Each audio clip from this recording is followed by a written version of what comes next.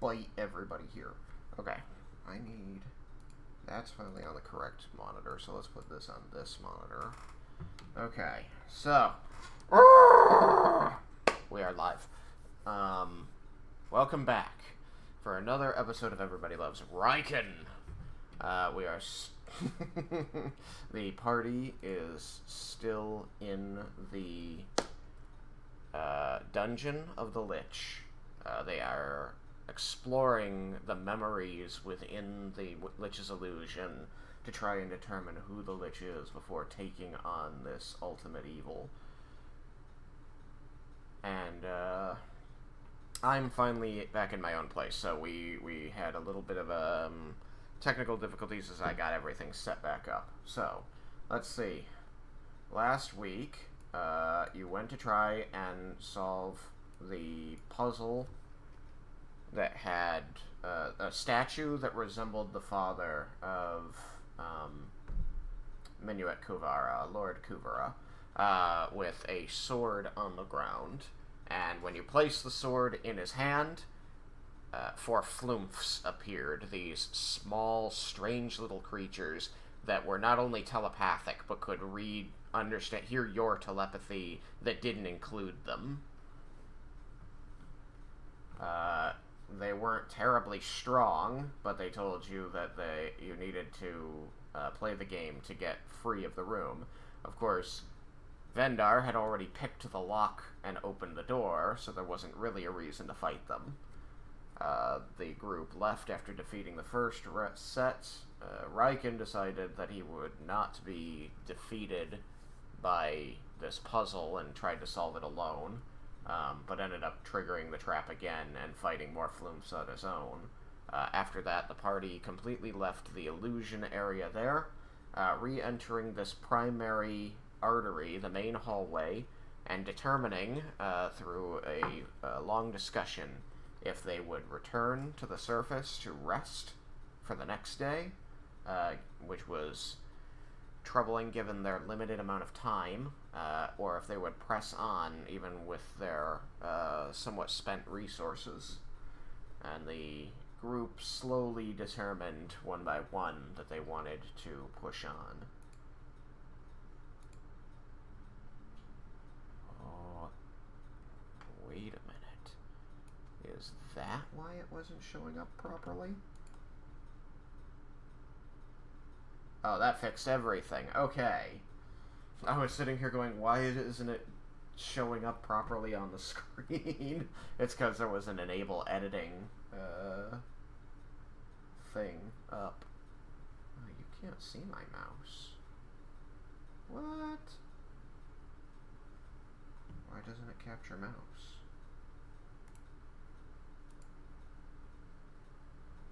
Capture cursor is set. I don't know what it's doing. You don't see my mouse on the screen?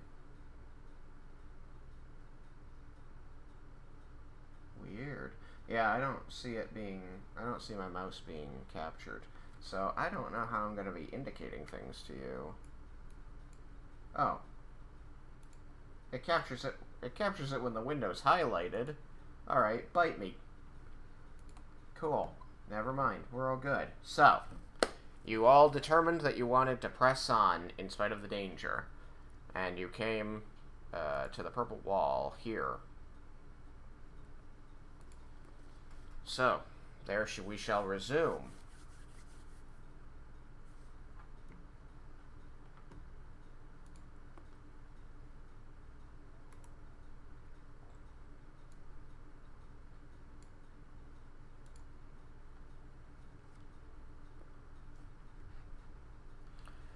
Alright. Okay.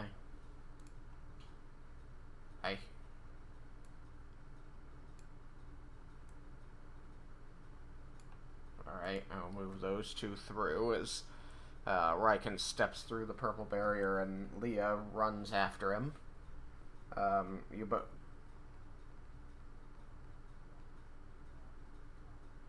you're good. Alright, you're fine for now. Is everybody else going to pass through?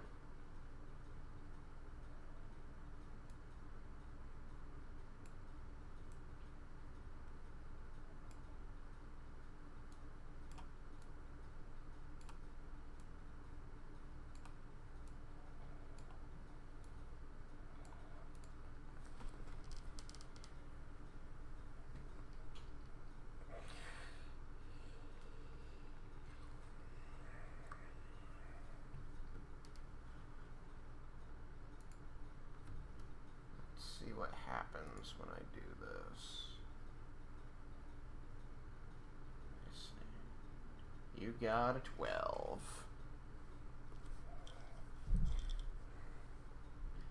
Alright. So did anybody on their Constitution saving throw, which everybody should have made, including Malachi, did anybody get less than a 10? Okay. Oh, alright. All of you pass through and you feel that nauseating swirl of teleportation before your feet once again land on solid ground. You find yourselves in an open area, as a matter of fact, not the enclosed hallway that you see on the screen. What you see before you appears to be a small hill or promontory, and as you look back toward the direction you came, the landscape falls away from you, and you see this hill is dotted with houses and a road heading that way. Ahead of you, this here, along this wall, on the left, you see a large white mansion, and this red here is the door. Then there is a small, what looks to be a tool shed, slightly to the north. And this red here represents the door into that tool shed. You can see people milling on the streets, back the way you came through where you teleported. But there's nobody around in this area. Off to the east, you can see that there are, a distance away, some stables with horses, pawing at the ground, and blustering. But otherwise, it seems quiet around you. It is just this large white mansion with columns around the front door standing before you, and then its smaller tool shed or some kind of work shed next to it. They're kitty cornered.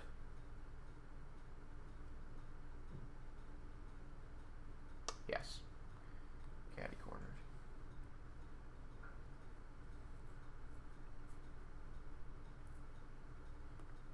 While you think about that, I'm gonna grab my drink really quick. It'll just take me one moment.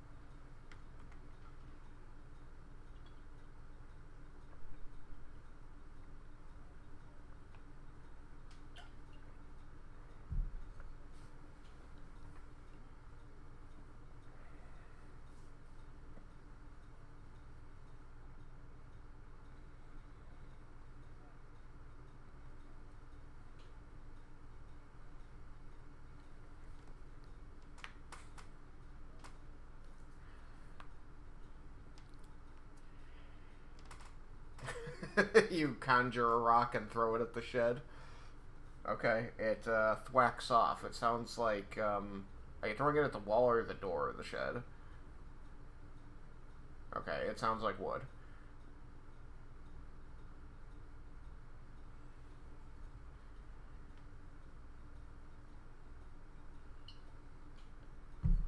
It thwacks off and it thwacks off and bounces back towards you. It sounds like wood.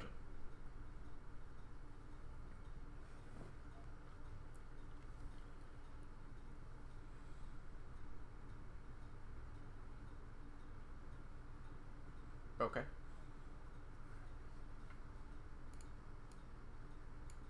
Okay.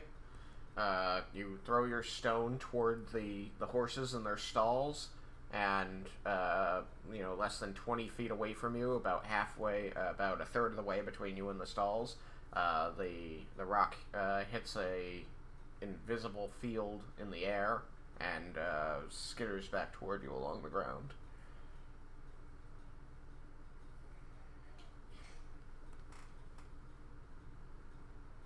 Yes.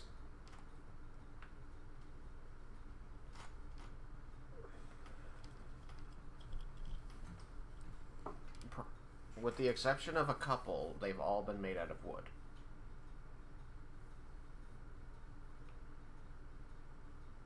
There were a couple stone ones. There was one made out of mimic, but that was within the illusion.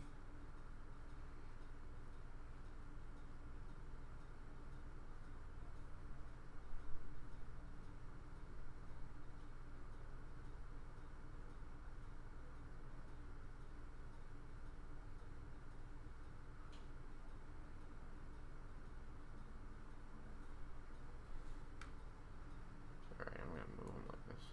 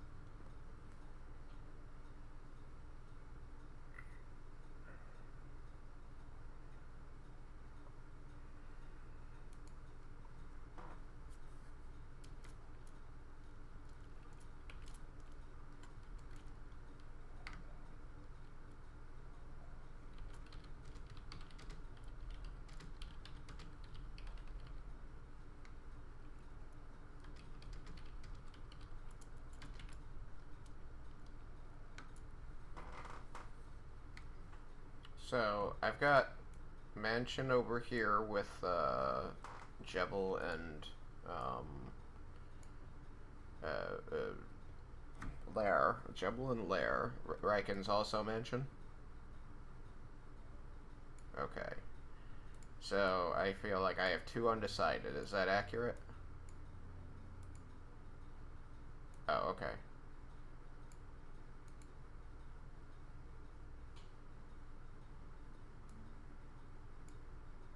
Is that correct, Sam? Oh. Okay.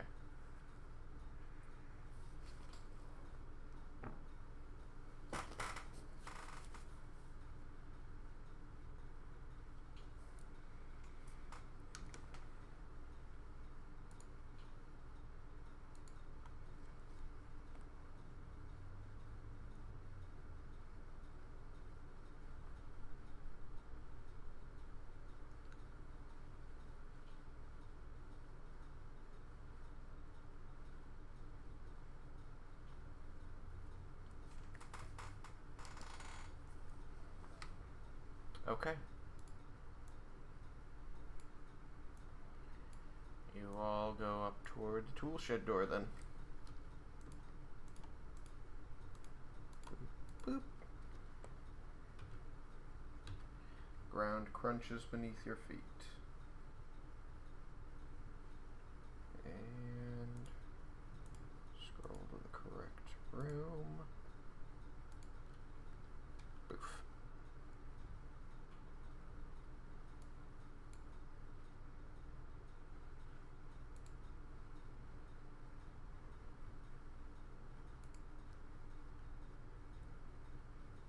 There we go.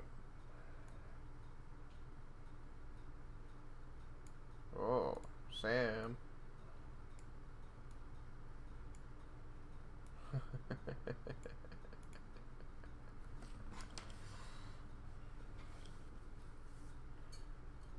Had to wait just a moment for him to come back to find out what's in here.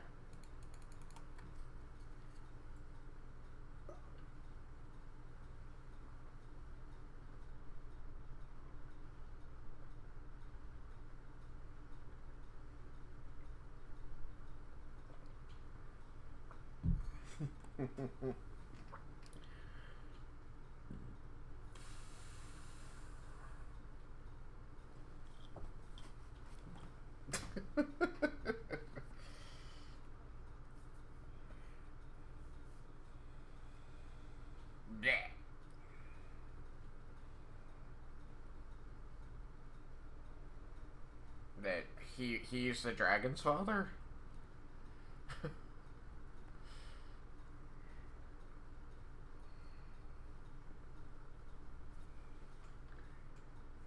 Who? Cyrus? Cyrus is a halfling. Okay. So, you all head up through the door and roll your Constitution save.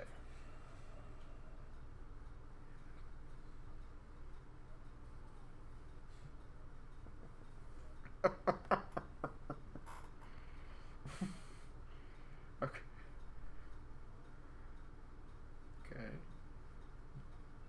21, Jebel.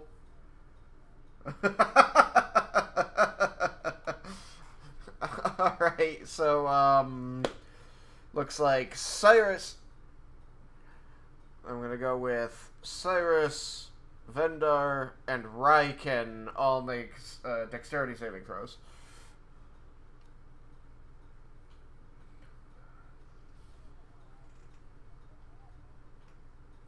Nope. Roll a funny.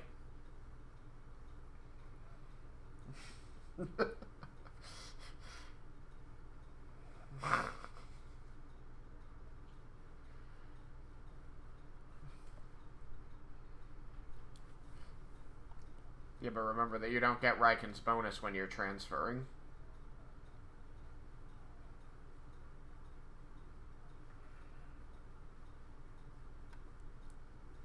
Alright. Dex save. What'd you get? 20?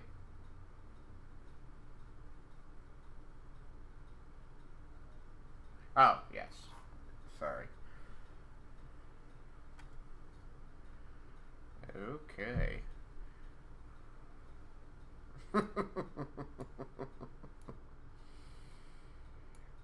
Remind me what you got, Cyrus? 20. Okay. Yeah. You two are fine. Raiken, you're just happily moseying through the door when all of a sudden you get coded. In Gnome Farm.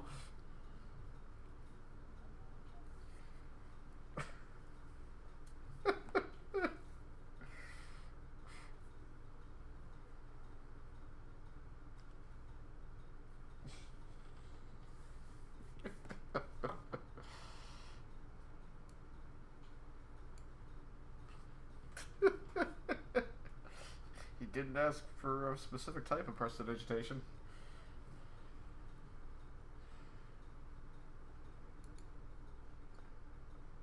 Oh gosh.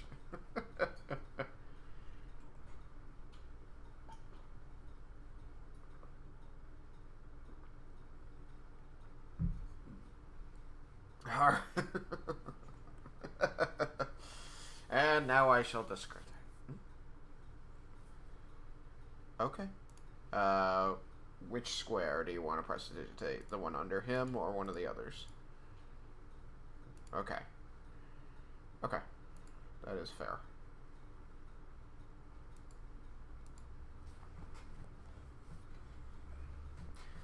Alright then. That all happens. Now you finally get to kind of look around and see where you've ended up. And you find that you are in an uncommonly dark area. You're in a very large, it looks to be a temple. Around there are, like, broken pews leading up to a central altar. I'm going to mark those out like so. And then up here, there is this large dais. And on top of that, there is an altar that appears to be ornately cut obsidian. It is jet black. And the floor around it is black as well, but not obsidian. It looks like something perhaps has congealed there. And as you take in this scene, you notice that up the walls all around the room are these, supporting columns with buttresses to the ceiling. And the buttresses have moldings on them that look as though a corpse is protruding from the column and holding the ceiling up above it, with ragged flesh and clothing hanging from it, solidified into stone.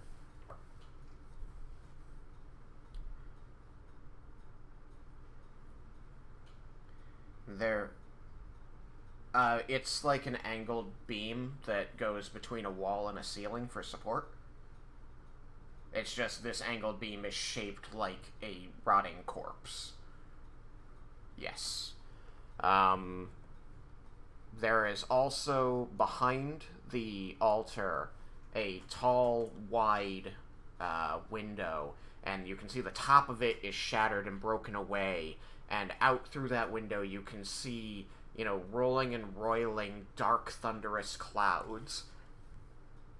And as you watch, a bolt of lightning strikes outside, illuminating the window momentarily before you, and you can see that it is in fact a stained glass window, at the center of which is a symbol of an open hand, severed at the wrist, holding an open eye.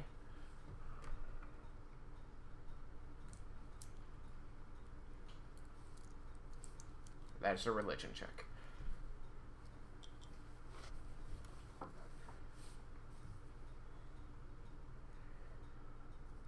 I don't think you do.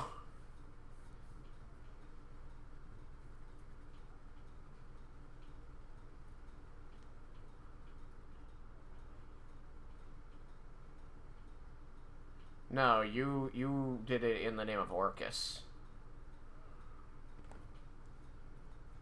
who is the demon king of the undead. It's the other one. It literally is. It's the other one. Alright, so, sorry, I know that, Jebel rolled, but I didn't hear it. You can... It might be a temple. What'd you get, Raiken? 19? 19. Did anybody else actually roll? Yes. Okay. Again, I don't think you need to roll. A 9. Okay. Go for it. I mean, just because you don't have a bonus doesn't mean you don't roll. Yes, no, that's fine.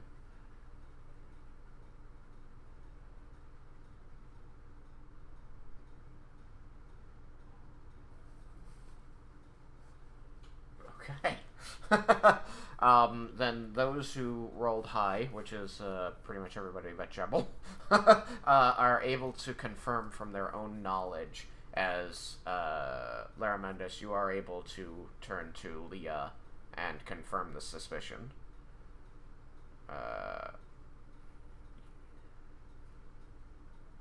You may explain Vecna in character if you would like.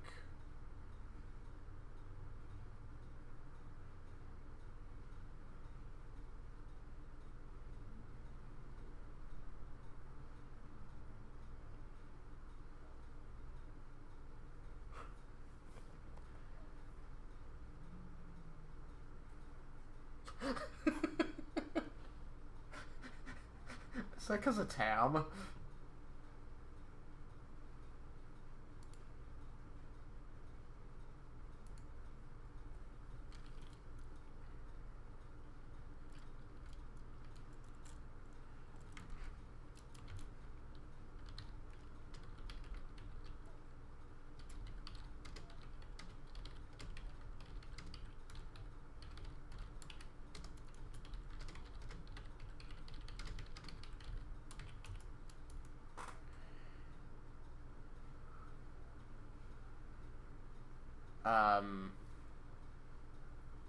With a 19 and your character's background, you know the stories. You know the story of Cass.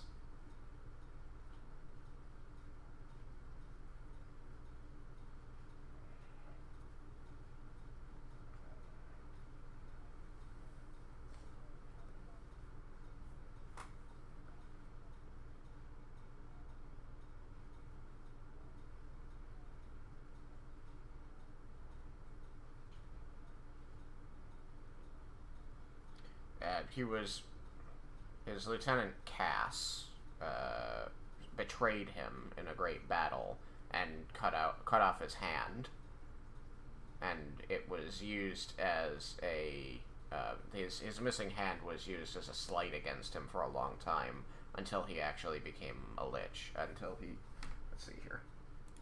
You get this story straight.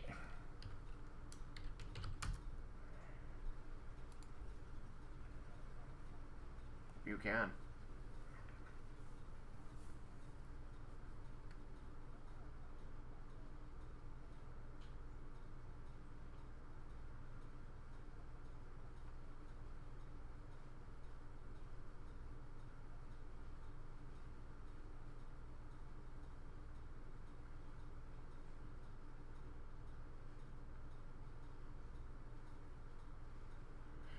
Let's see here.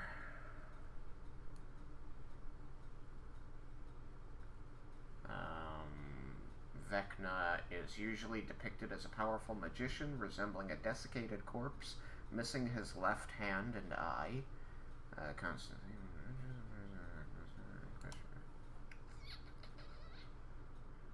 You are aware that he is the god of secrets, and thrives on, draws followers and power from keeping secret knowledge to himself, and encourages his followers to also hoard knowledge, because knowledge is what makes you powerful. As a powerful wizard in life, nothing could make him more powerful than knowing more magic, knowing more science, knowing more spells. And if he could know magic and science and spells that other people didn't, then he had an edge over them. And this tenet of his belief is passed on to his followers. The idea that if you hoard enough knowledge, you can become powerful and defeat anyone.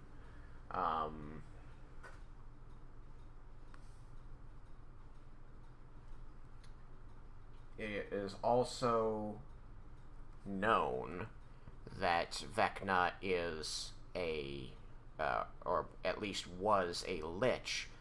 He was created. He created himself unto Orcus. He gave himself to Orcus, and became a lich to preserve all of the knowledge that he had gained in life. He was not the first lich, but he was the first lich to ever defy his master successfully. And this is why many wizards revere him, because he was able to sell his soul into servitude and then break the bonds of that servitude to become his own master, and therefore take all of that knowledge and power with him. And so it is known that one of his greatest enemies is Orcus, who wishes to either destroy him or make him subservient once again.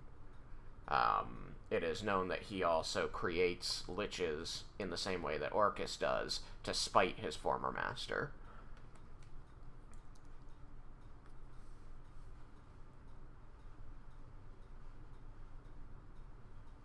But yeah, so primarily he is a patron of magic and knowledge, and especially secret knowledge, hoarding knowledge, and that people will seek his power, seek a contract with him to become a lich if they wish to preserve their life and knowledge.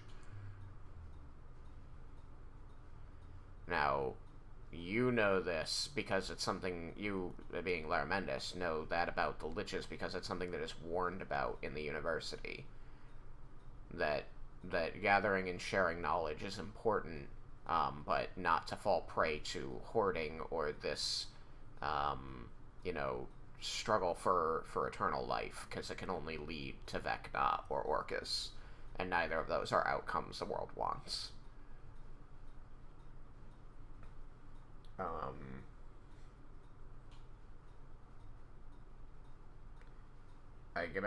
I would say that Yukikaze is aware of a good deal of this information, just because his tribes are unique in that one of their sects practices large amounts of magic, and so it is known, especially just because of the history of the country, that Vecna is to be feared, and that the power is to be used sparingly so as not to stray too close to his domain. Okay, Malachi? Nagareboshi? Your clan? Your clan specifically are the magic casters, because they're the ones who use divination.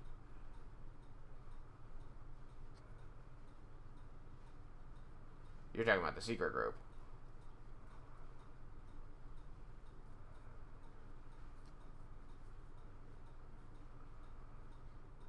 Sure. No, the worry is about the magic. Raiken also did well, but that is just because, not just because. That is to be attributed to his training in religion as a follower of Kord, to be aware of the other gods and what their followers intend. And so, while you are to fight in glorious combat against any challenger, there are people who would do harm to many in unfair fights. So you would know to watch for followers of evil gods like Vecna and prevent their wanton destruction.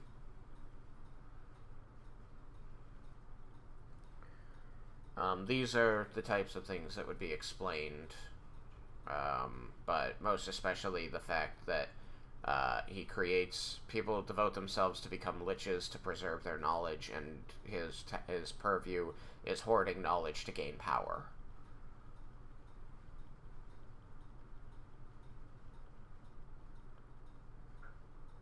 You feel like that's good enough, Sam? Okay. There you have it. You know that there is a rumor that before his apotheosis, he was betrayed in a great battle and lost his hand and eye to one of his lieutenants, and that is why he is depicted. When he is depicted as missing them, and that the symbols of his faith are those missing parts. You see them as the hand and eye together.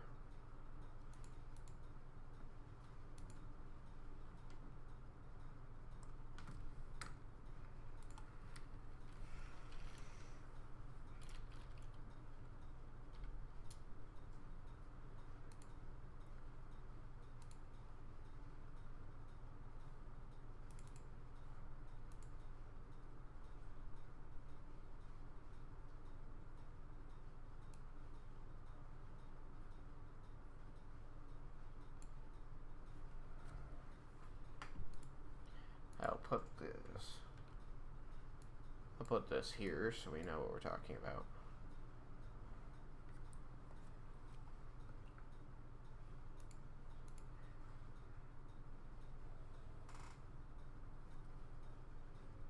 And just so that you know, before you before you ask Guaco, there are multiple bodies, and they are at the ceiling, and they are made of stone. They are part of the look of the room. Alright, so we see this is the image that was in the stained glass window, revealed by the lightning. Cool?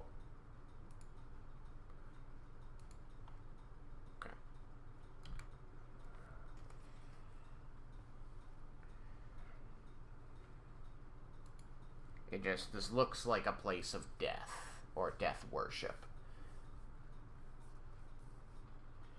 You don't see any other, like, built-in way out unless you were to try and smash through the windows and go out that way.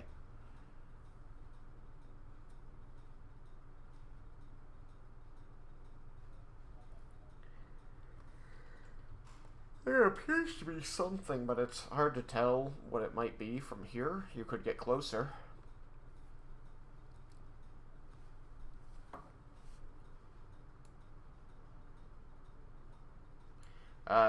Broken, like, places to sit. Seats. Long benches.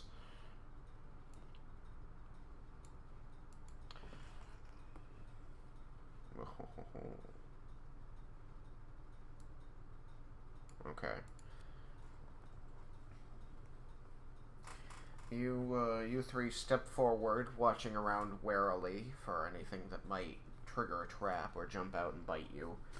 And as you approach, getting about this far off, you can see that the altar is, as I said, this ornate, meticulously carved stone slab cut from obsidian, this jet black glass-like rock, and it is all over images of death, skulls and bones, ribs, gore.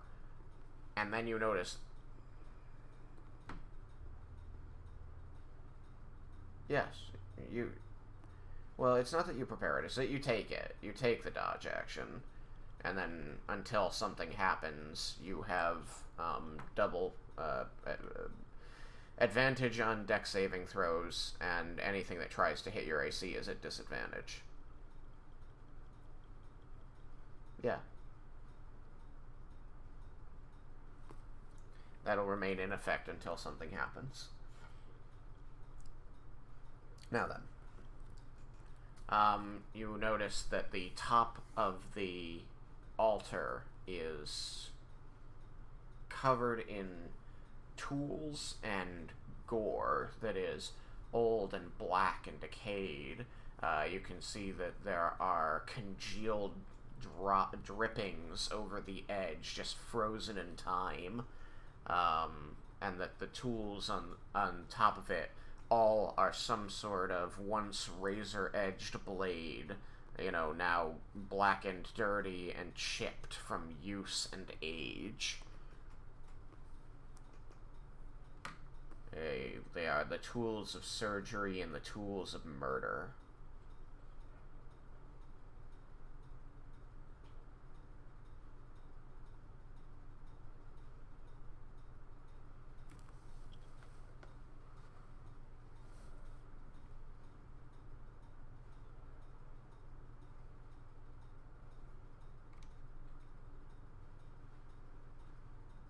Is there anything else you want from the altar?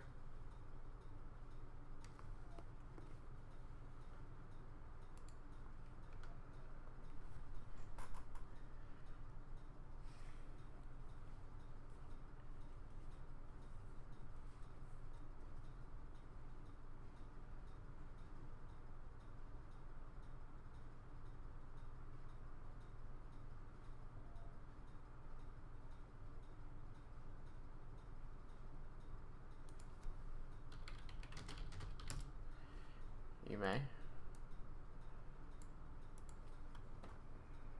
Okay.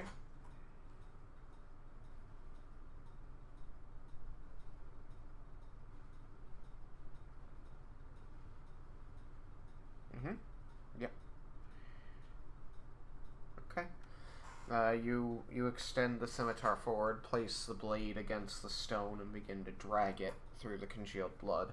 And as it is to be expected of congealed blood, it, cracks and pops and puffs and oozes with the blade in this semi-dried, semi-viscous sludge. You can see that it is sticking to your purple worm blade.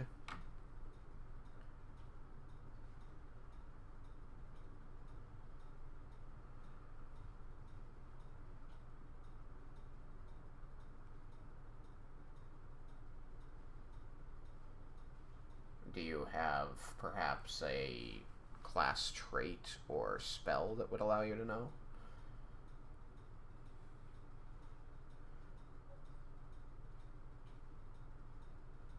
You could make a wisdom check. Survival, I guess. Yeah.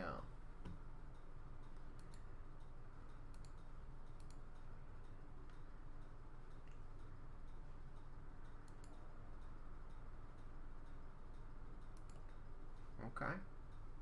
Make an intelligence saving throw.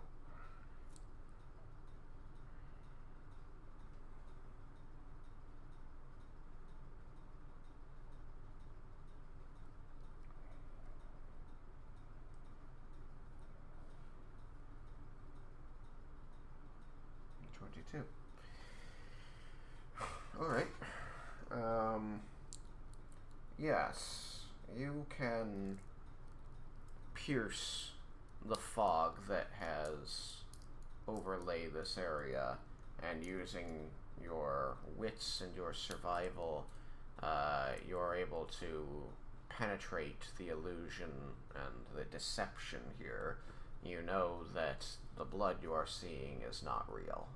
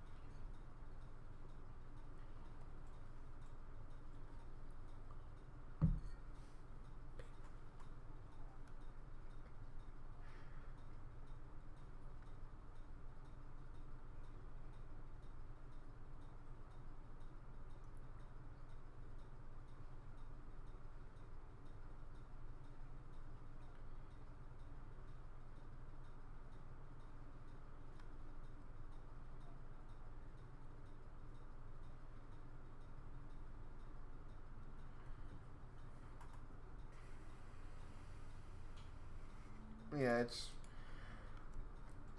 just more nothing. The whole place is like I said, all of these are broken benches. There are some fallen rubble scattered around, but like in the corners and spaced along the wall,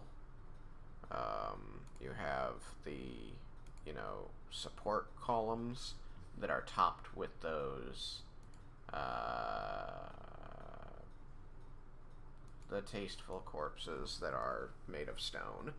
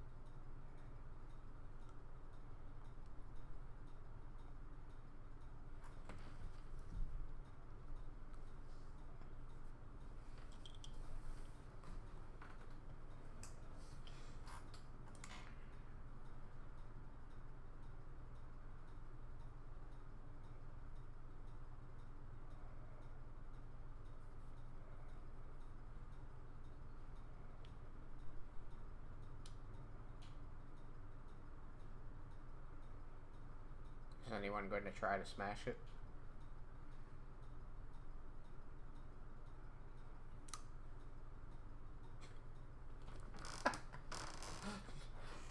Nobody wants to smash it.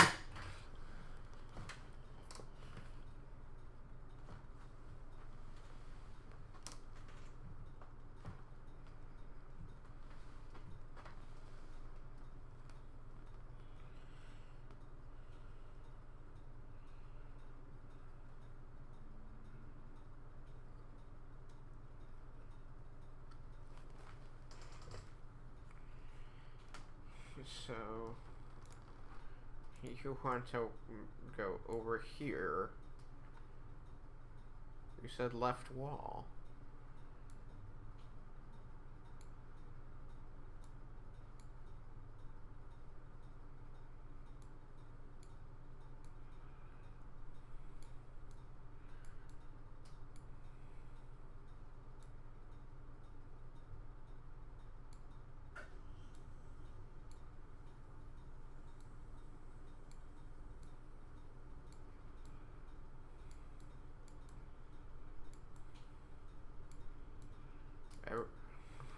Everything feels real.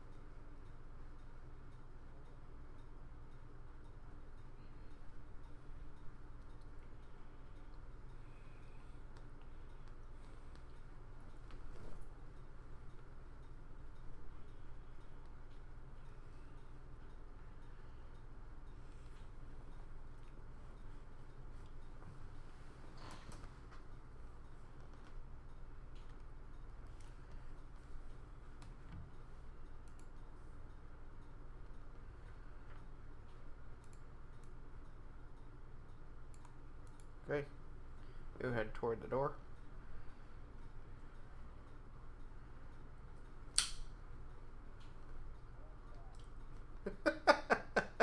Everybody abandons Vendar. Is just like, but I want to smash it.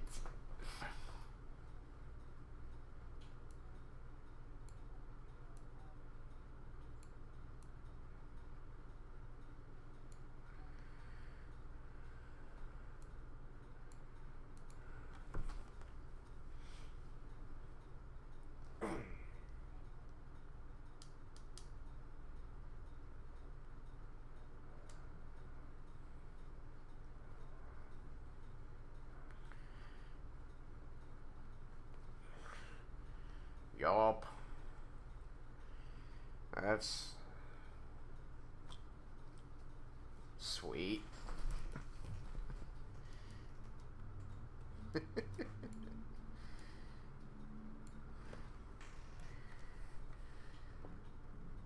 Oh.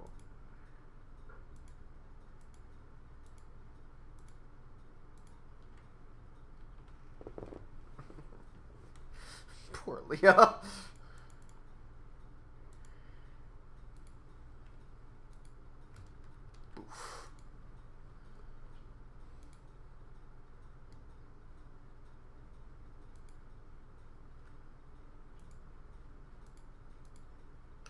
Alright.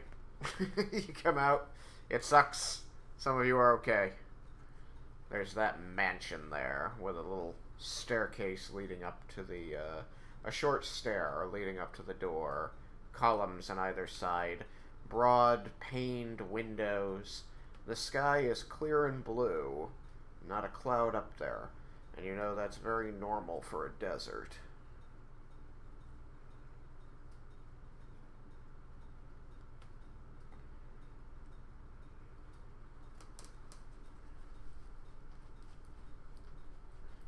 Everything around you is green and lush.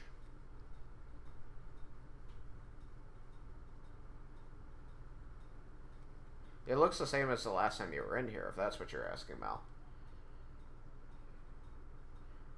I was describing just the front of the mansion.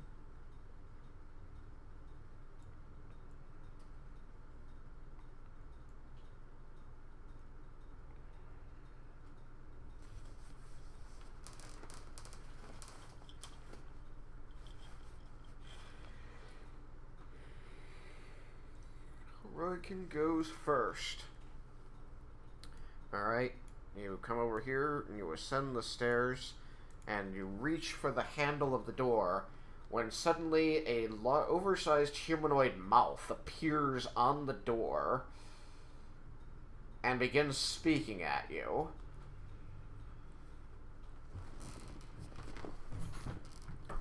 It says to you in common,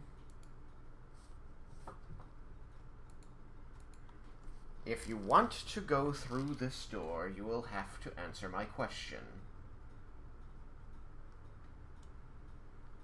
I send my followers to their deaths and call it glorious sacrifice. Who am I?"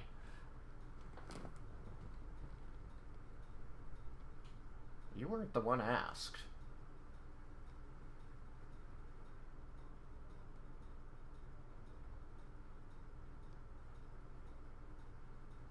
You...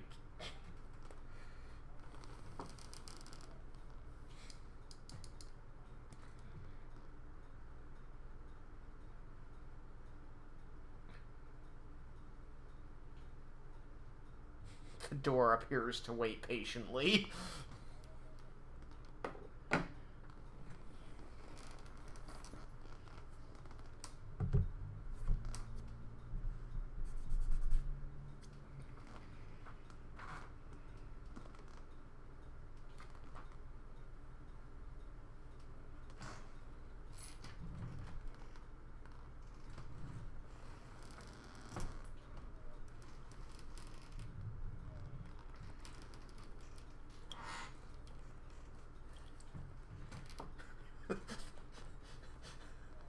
There is a hollow gonging noise as your gauntlet meets the breastplate of your armor.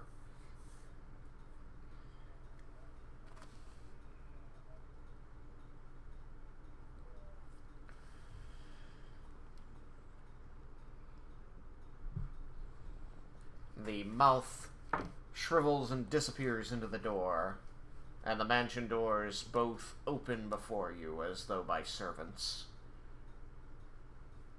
In fact, you can see two servants waving you inside as they hold the doors apart.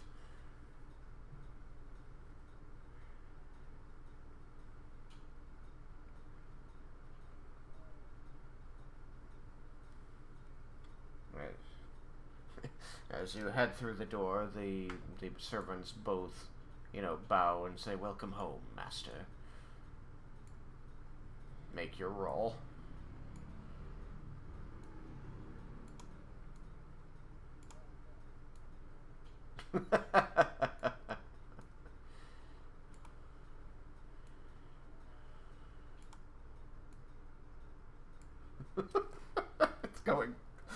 It's going poorly for Guaco today.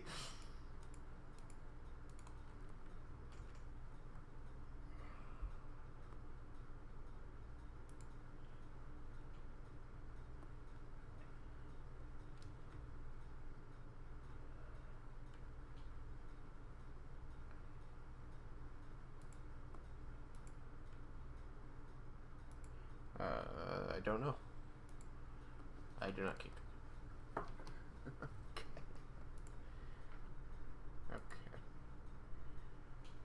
Okay.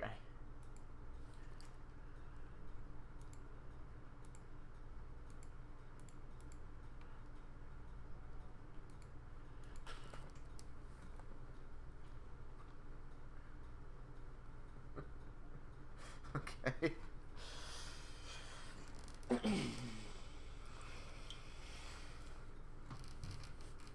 I'm pretty sure everyone failed this one because the DC was very high. Yeah, you still fail.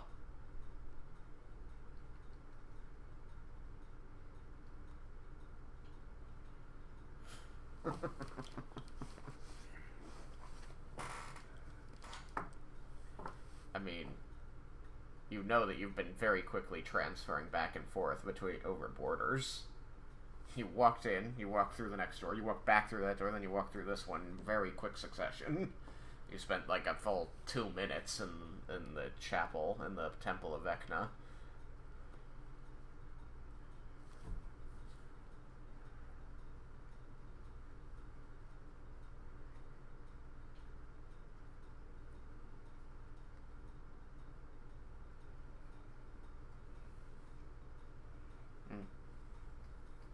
So, vomit everywhere. Wait a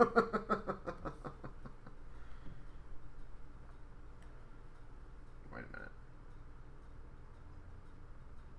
No, that's true too. Okay, yeah, no, this is right.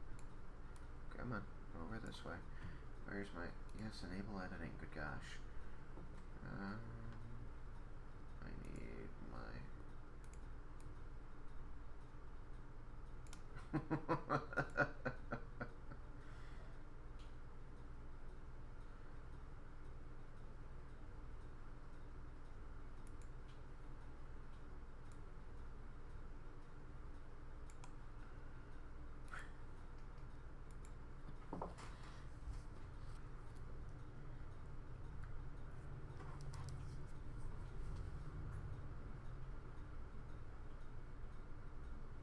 Okay. So, as you head through this door, you find that on either side, out here, boop, I'll call this like so, and like so. You find that you are on a 10, 25, 25 foot wide street. It appears that, all along the edge, it's bounded on either side by buildings. Many of them, there's like no gap in between these buildings. You can tell that they're different buildings only by their different colors and their different direction that they did their wood paneling. The street itself appears to be dirt and stones. There is fresh green grass and flowers growing up around the doorways, and there are people all along the street, moving back and forth, passing straight through and out of you in both directions, and there's a general hum and murmur of day-to-day life. There are people parked, little stalls and just criers and things conducting business all along the street. I'll mark them here in darker purple. And then the street turns a corner up ahead.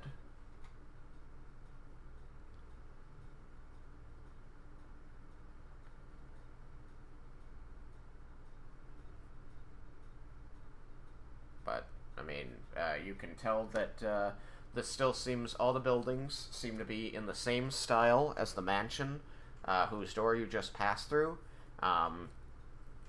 It's a pretty straightforward guess. It's a good guess to say that this town is the same town that building is in, or city.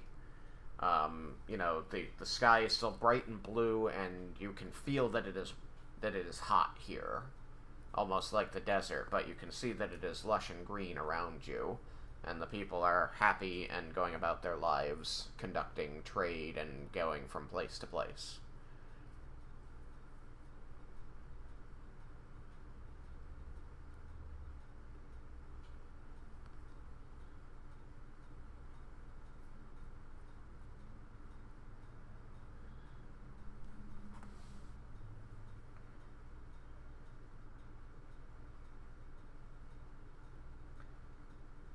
Okay, you can... Yes. You may do that. The people around you don't seem to notice at all. They don't even seem to notice your presence.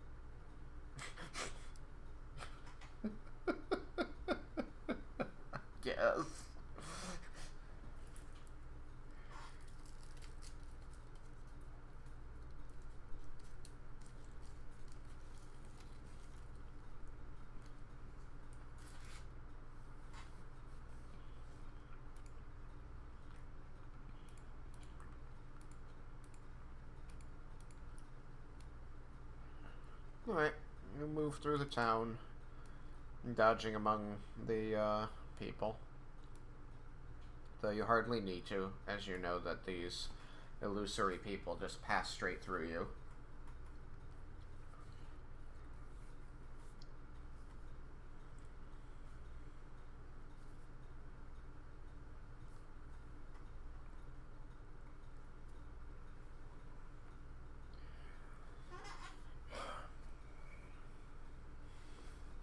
The buildings...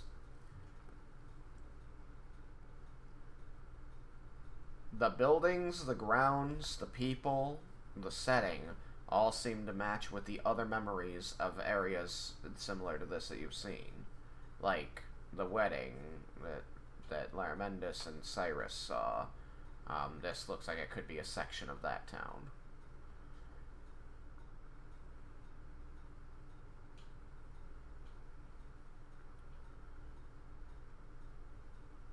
It's nowhere you've been.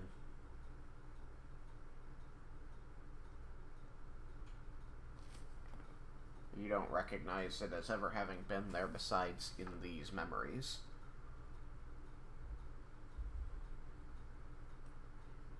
Yep.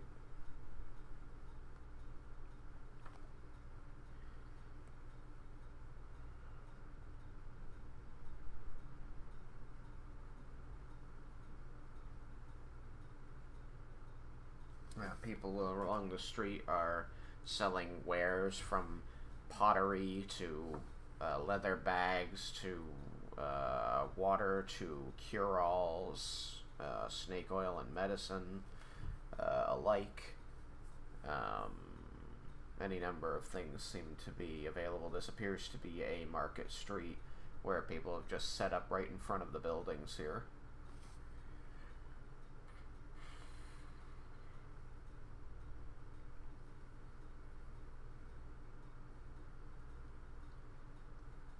It's almost like a festival, you know, that some part of towns sometimes hold, where they just, anybody who's got anything to sell comes out and sets up a stand, and then the people of the town go and walk through, see if they want to buy anything. That's how it feels. As you come to the corner, continuing your traverse of this market street, you find that this street here, this thoroughfare, isn't another road heading up that way so much as it is a couple buildings that are lining the pathway up to a grand temple.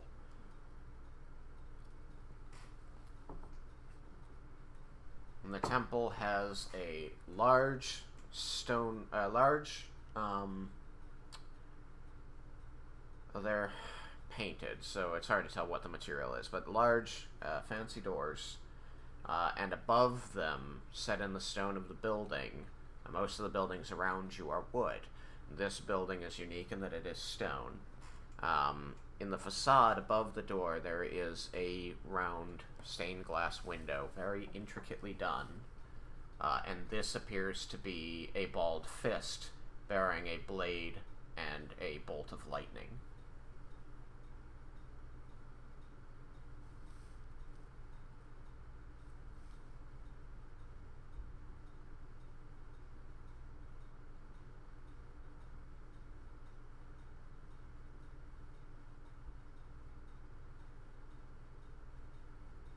You don't. I'm just waiting to see if anybody wants to do anything. I'm just presenting the information. Yes, 16.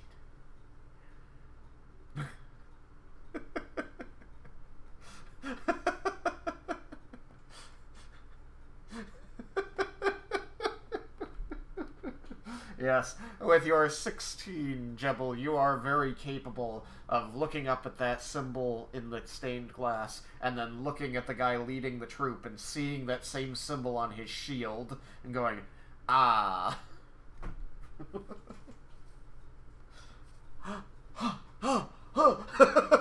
Why are they the same?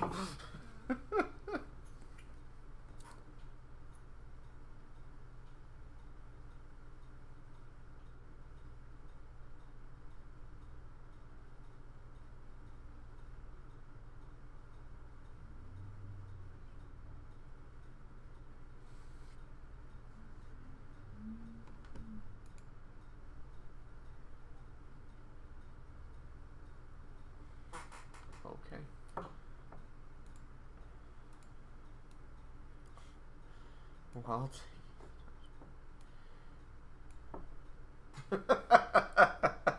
what? That's...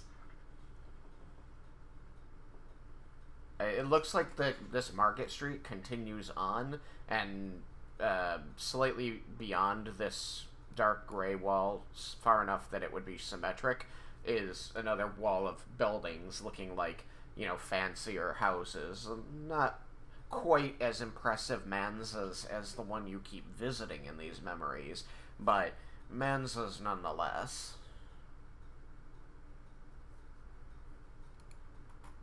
Making this thoroughfare here, this entryway, symmetric as, you know, I think out to there-ish. Yeah. And then it's buildings, and then the Market Street continues down, and it's just like an endless line of people milling about, checking the deals and crying their wares. As you two enter this area, heading up to the door of the temple,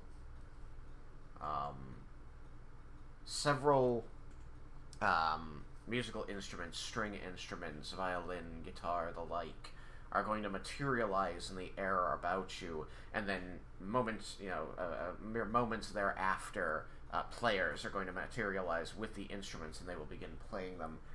You will have to make a wisdom saving throw against magical sleep, which I believe doesn't work on elves. Okay, so you do not. It's very nice music. How about gnomes?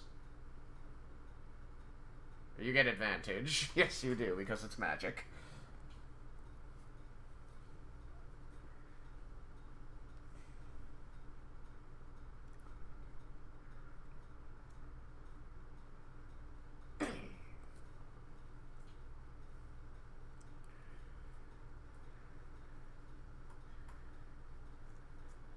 Okay. It is very nice music. You can tell that there is some sort of entrancing magic about it, but you were able to shrug off whatever the effect was. It seemed to start to dampen your senses, but you shook yourself out of it, and are now simply enjoying the tune.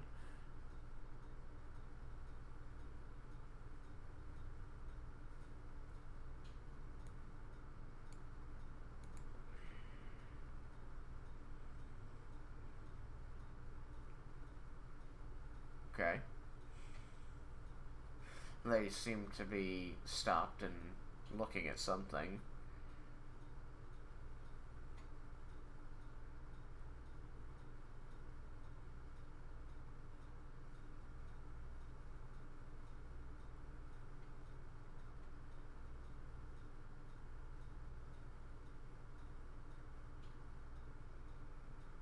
He doesn't seem to know.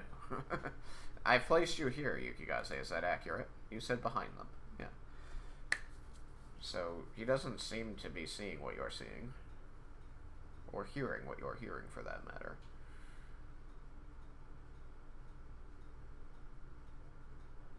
Mm-hmm.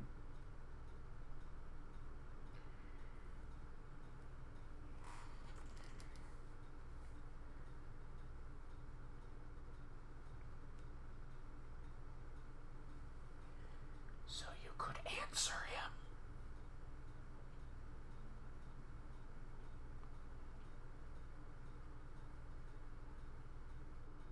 Okay.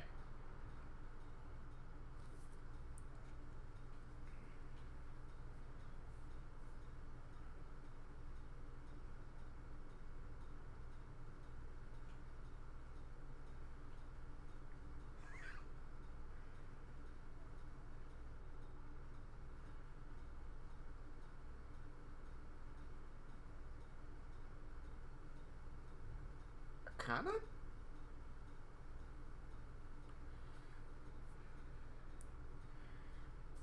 Sure. You are attuned to magic and you're aware that there is a magical force being directed against you, but your elven nature is preventing it from having any effect.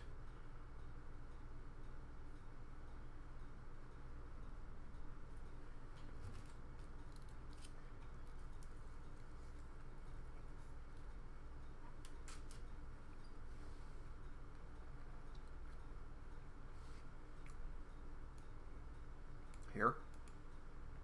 Okay.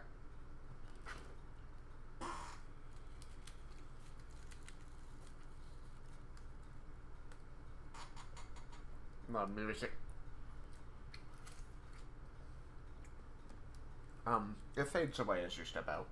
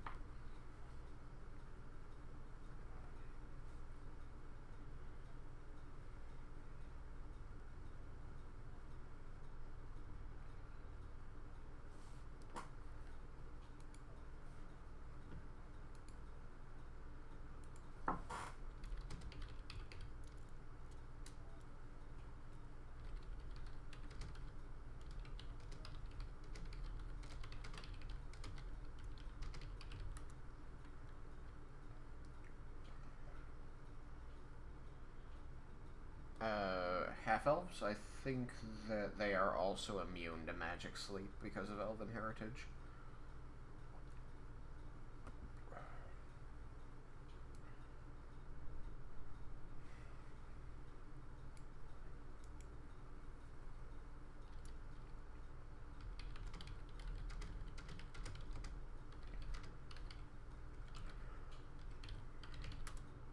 I think that half...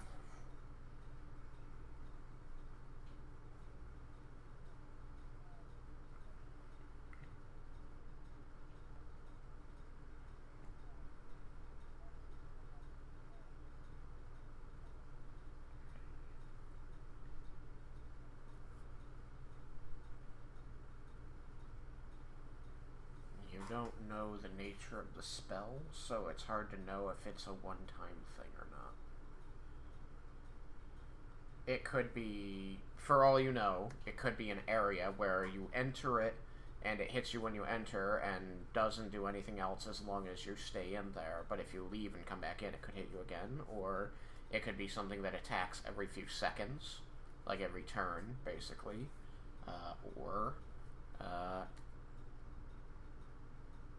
it could just be something that triggered because you two entered together and it won't affect anybody else at all after that.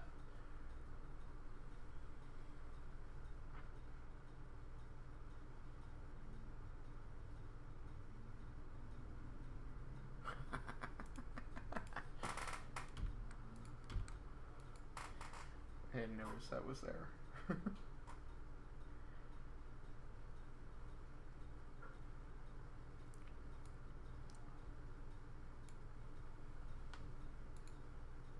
Oh.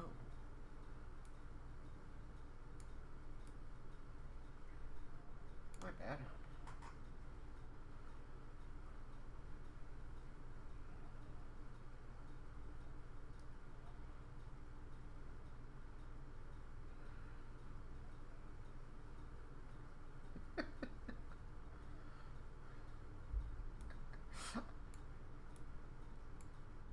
Okay, you want to go right there.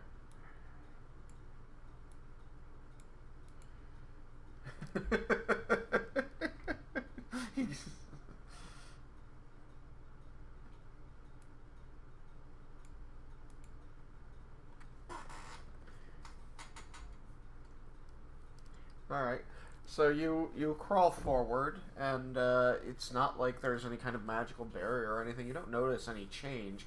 Only as you move forward, suddenly the tiniest piccolo flute you've ever seen appears hovering above the ground and begins to play, and slowly materializes around it the smallest player you've ever seen before, and then a small string trio springs up around you and begins to play the most beautiful music you've ever heard. You should make a wisdom saving throw.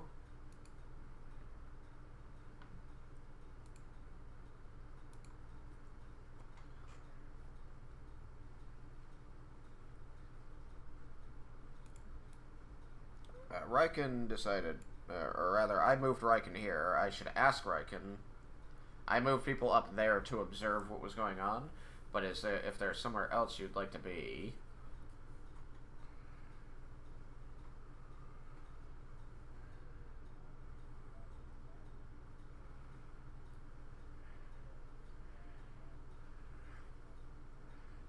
Okay, so do you want to be next to Leah, effectively?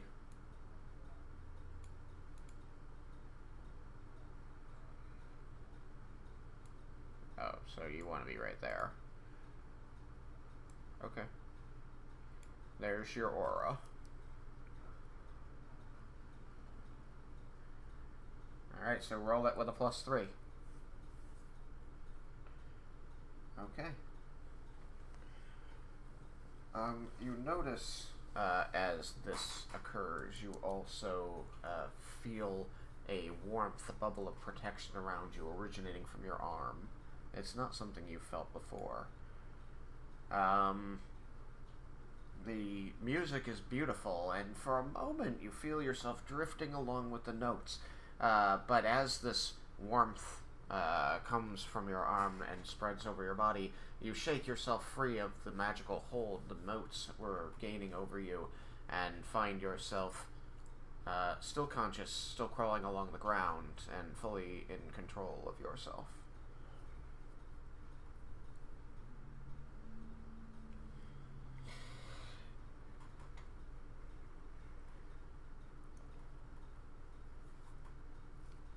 Okay.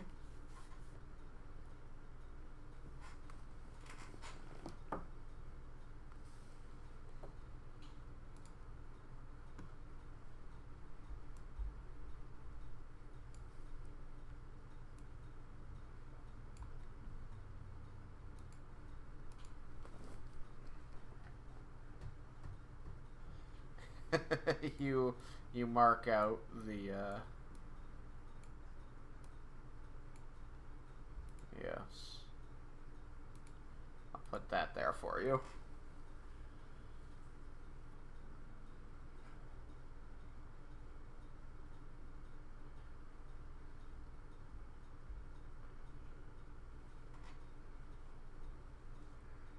You step in, and you see before you a large stringed instrument with the bottom of it against the ground and a long, elegantly curved neck rising into the air above your head, and then another stick of finely crafted wood with strings from one end to the other, almost as thick as cloth, begin to pull back and forth across it, and it lets out this deep and melodious voice. It sings to you.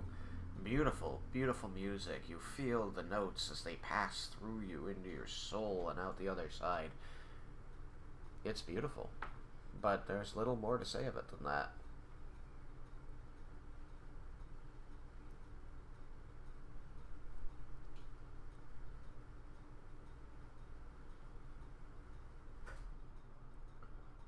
Okay.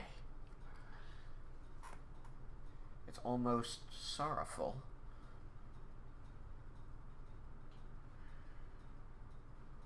So you have...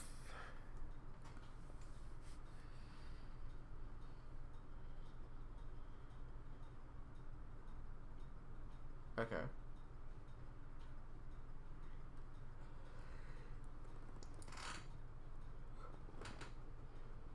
Ah, okay, you can begin to look through that. And while you are doing that,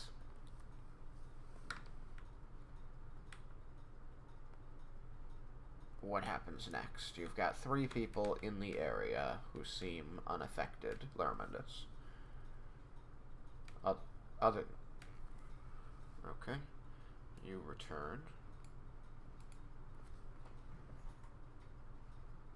You again, the instruments appear around you, followed by their players, and begin playing this soothing, sad tune at you. They seem ghostly, almost. Not really connected to the world.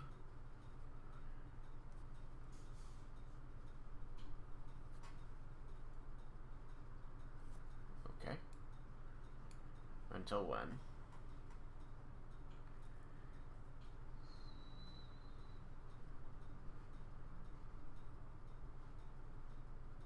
Okay.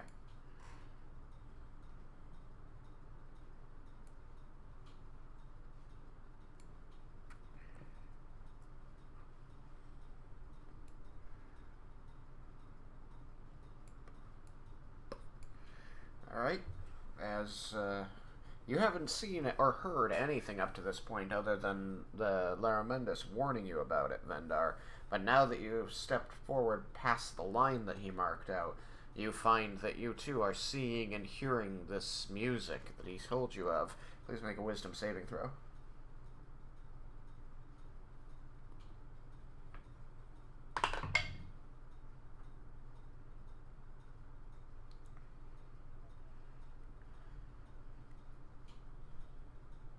You heard?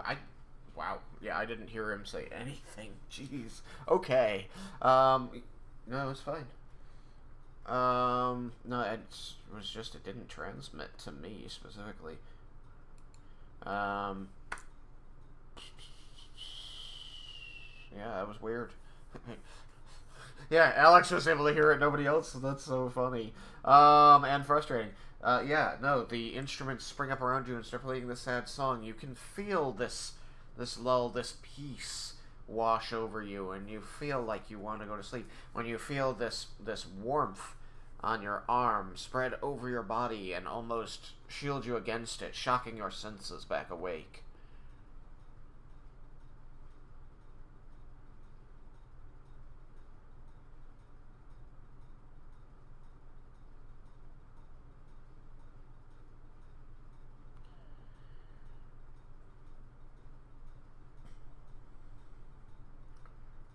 Fall on your face.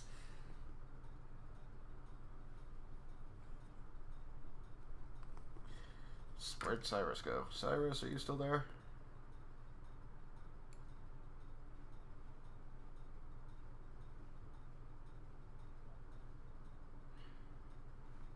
Oh.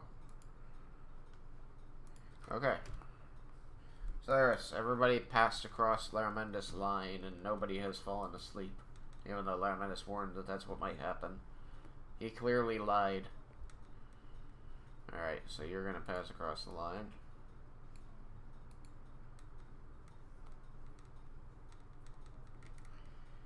Alright, you look dumb, but you crawl forward.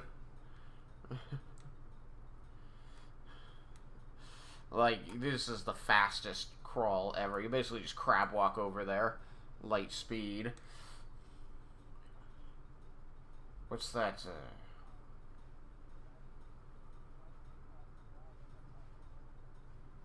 what's that Russian, mug dance?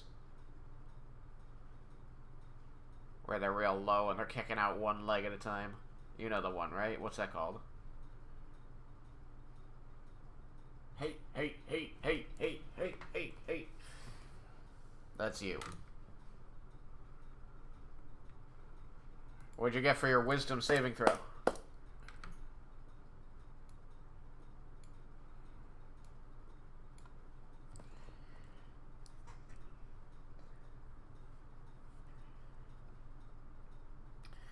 You feel a warmth on your arm, biting into your senses and spreading over your body. Roll it again.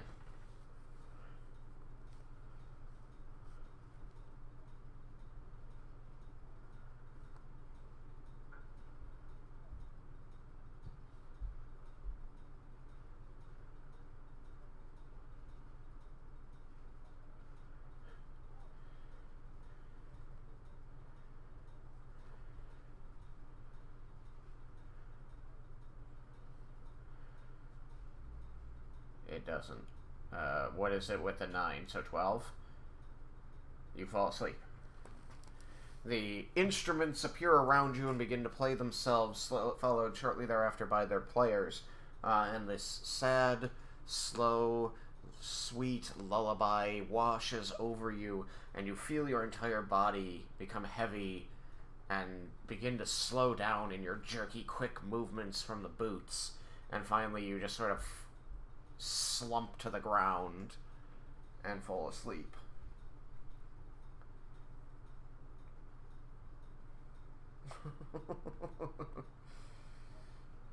You are aware that there was that warmth that seemed to be trying to protect you. It just wasn't capable.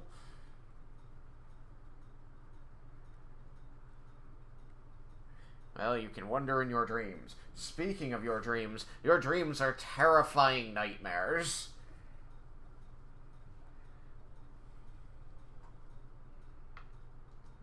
No. It's just automatic.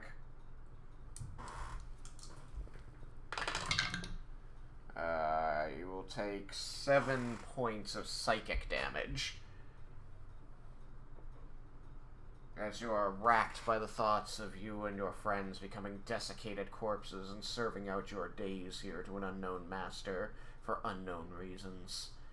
Seeing flayed flesh and torn clothes and bent weapons day in and day out. Note. Yeah, well, as peaceful as you, like, fucking Sonic the Hedgehog running on the ground.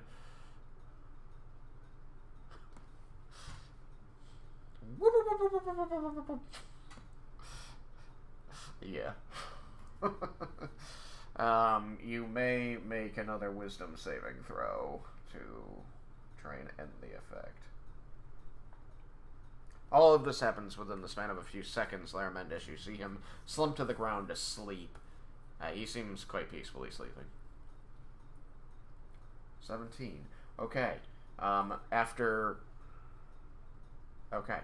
So, after years of endless toil, having no idea what time of day or night it might be, slaughtering any living creature that comes in and adding them to the numbers, you wake and find yourself still surrounded by these instrumentalists playing their sad lullaby at you.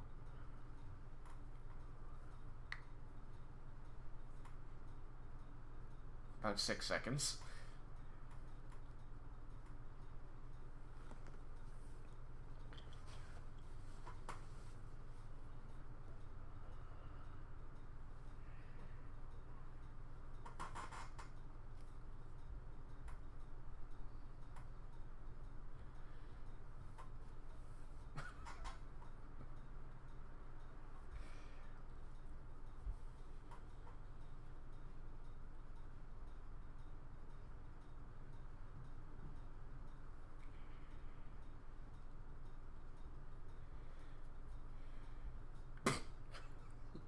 He has not.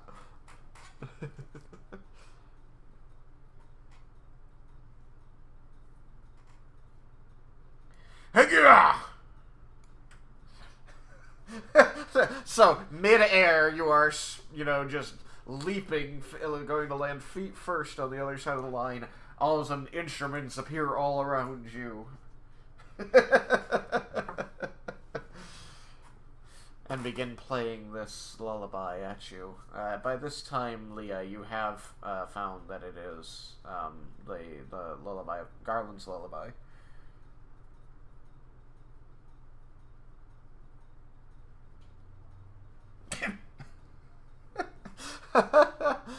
You too feel a calming warmth heating up your arm and then spreading across your body, trying to shield your mind. You may roll again.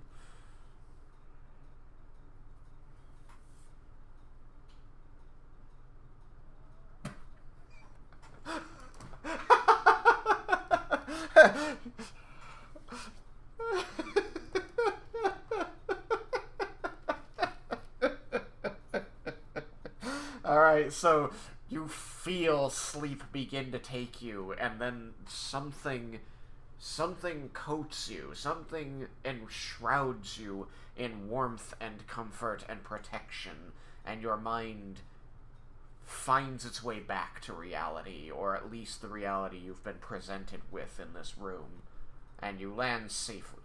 You land safely on the other side.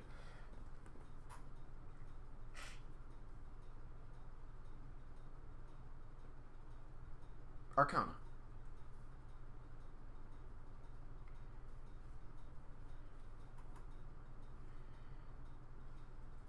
Dice don't talk, unfortunately.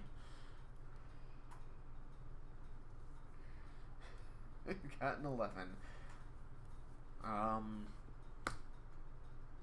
I mean, magically, it felt like somebody gave you some arcane power and protected your mind with it.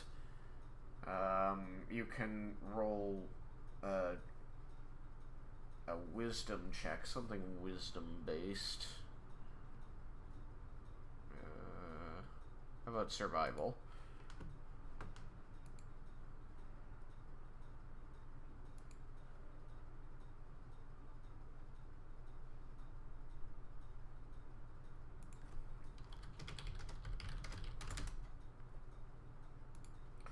Oh, okay. Now beyond that, it seemed to be some type of arcane magic that its intent appeared to be to protect your mind. You don't know anything about it. Not its source or its reason.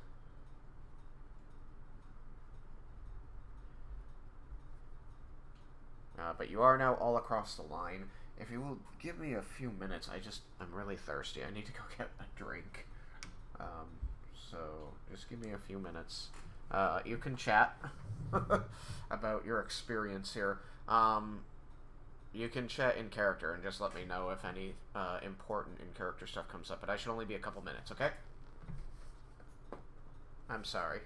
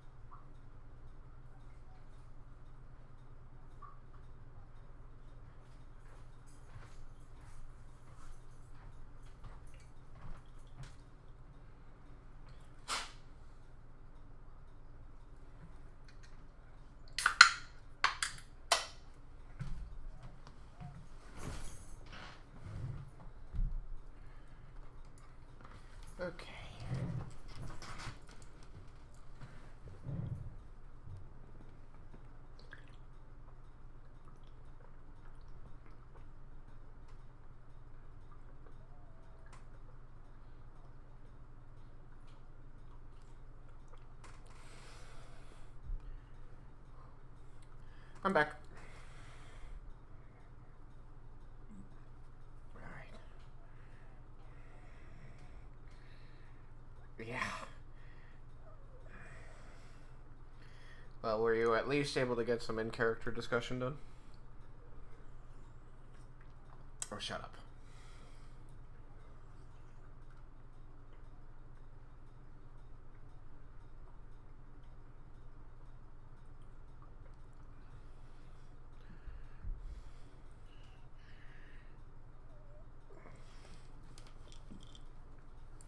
You are only aware that it happened to you.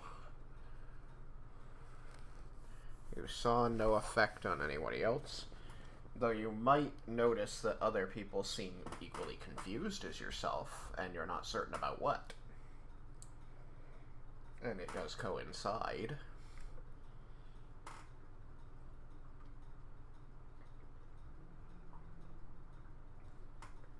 What you actually know. You're gonna have to type the specifics of your question, because I'm not certain how to answer you.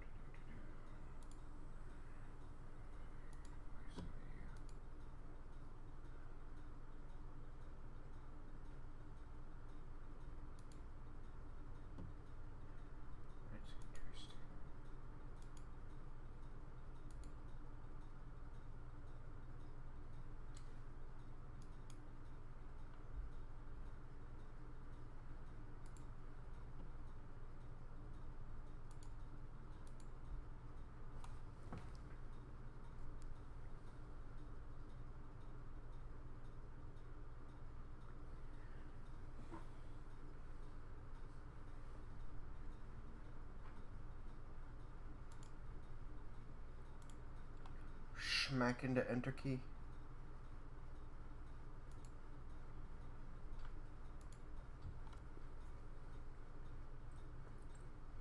There we go. Alright, I didn't realize it, but I was still having audio issues, but now I'm not. Alright.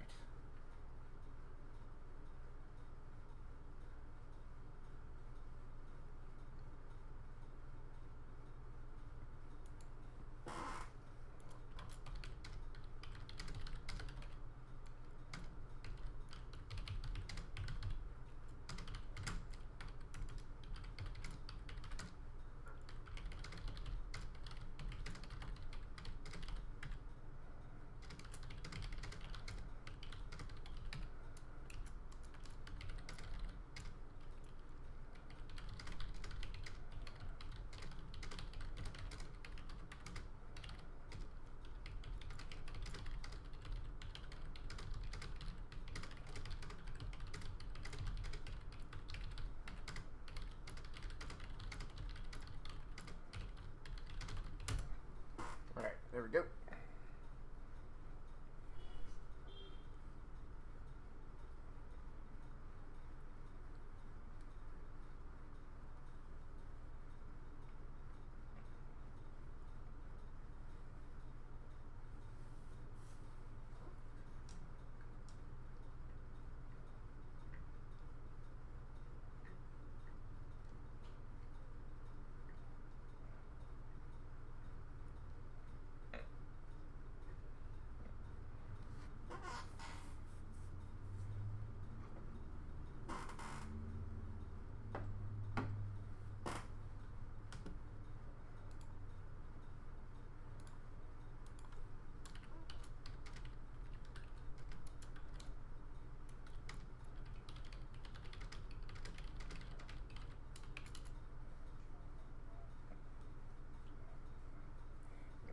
See that there is a string passed through several colored beans tied around his arm.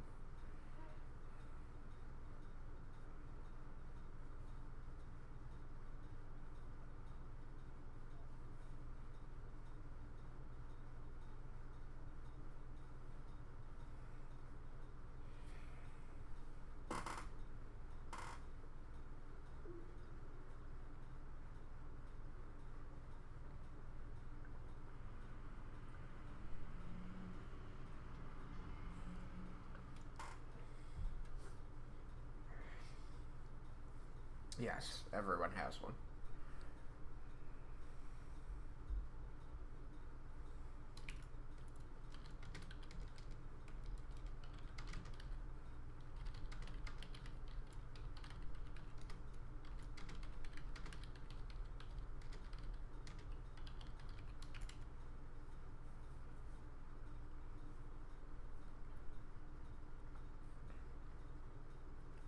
So, the instruments are playing their sad lullaby, but nobody seems further affected after Cyrus fell asleep and abruptly woke up.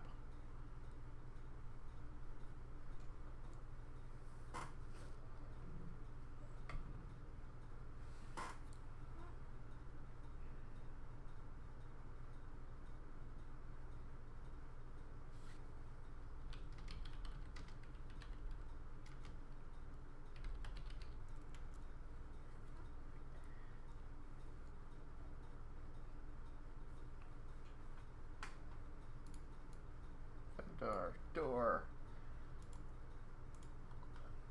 Vendor door. Okay. I didn't hear the number, unfortunately.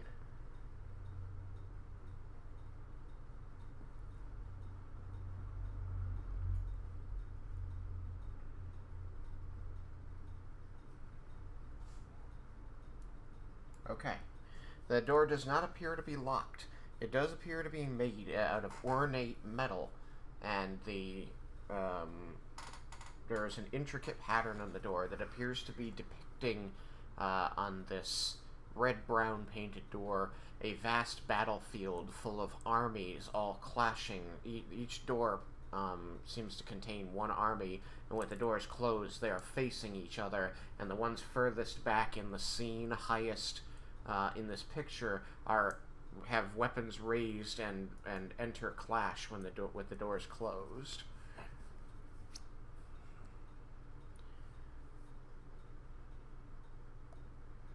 It does not appear to be locked.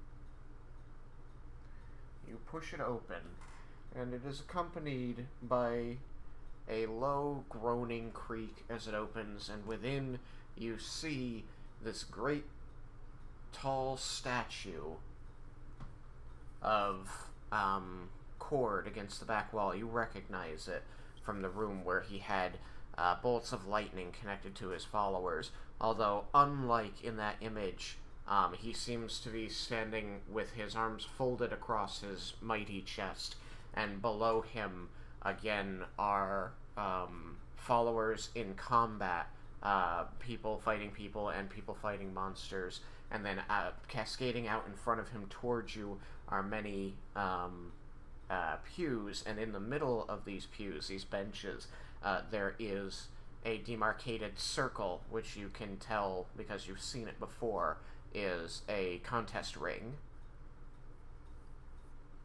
And standing on the contest ring at the edge of it is a woman with dark tan skin. And as you open the door, she looks up and smiles at you and says, "There you are."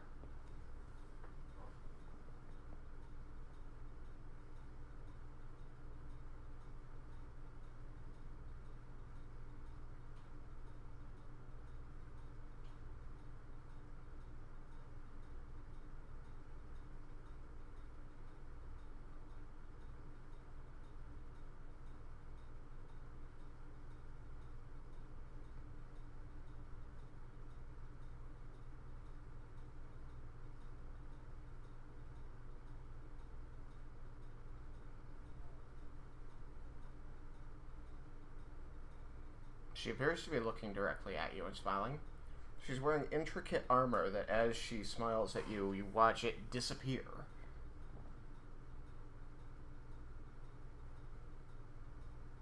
Revealing street clothing.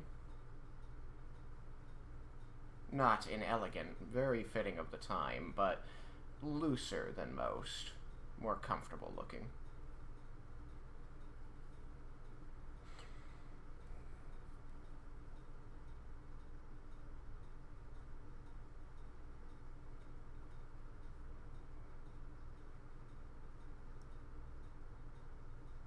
I don't believe you've seen the Champion of Cord, have you?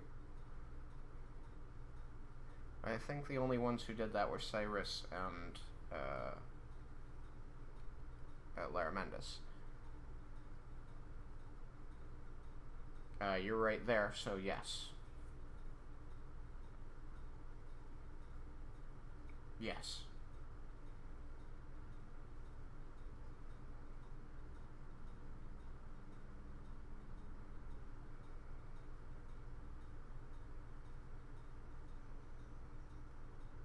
As you stand in the doorway, gawking, he says, "I've been waiting for you, come on," and turns away and starts heading toward the statue of Cord.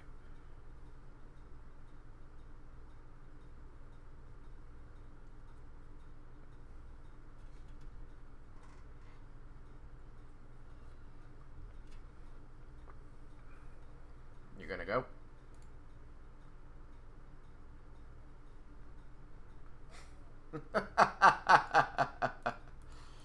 Alright.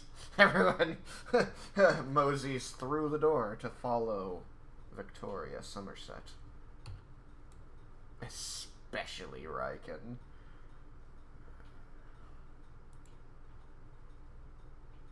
What?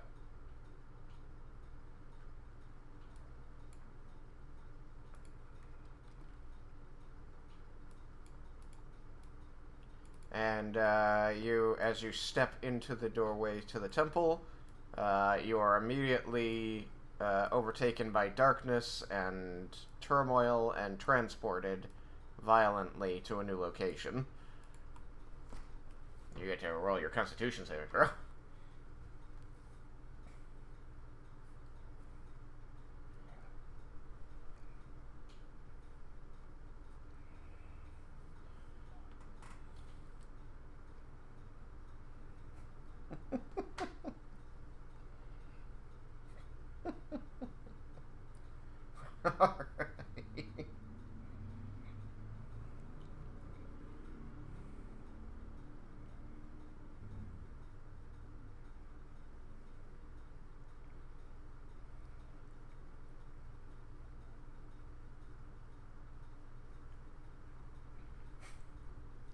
Alright. Cyrus is okay. Vendar's okay. Lara, what was your roll? You're okay. Raiken. 8. Not okay. Yukikaze. You're okay. Cyrus. Cyrus. Jebel. Not okay. Leah. Not okay. Cyrus was okay. Alright, so it's you three. It's Jebel, Raiken, and Leah, right? That's what I said? Okay. So we'll just say Raiken's gonna be there.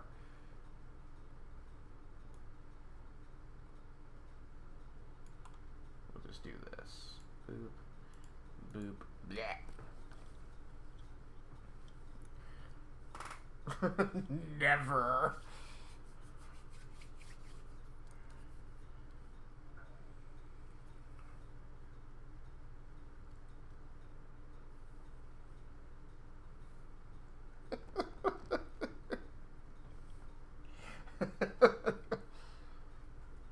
Right.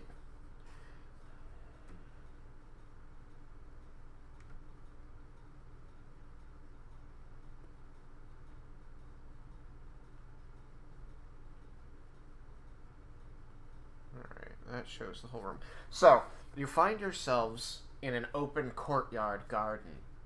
To either side of you are a row of pillars, crafted in stone and sculpted with images of heralds blowing trumpets.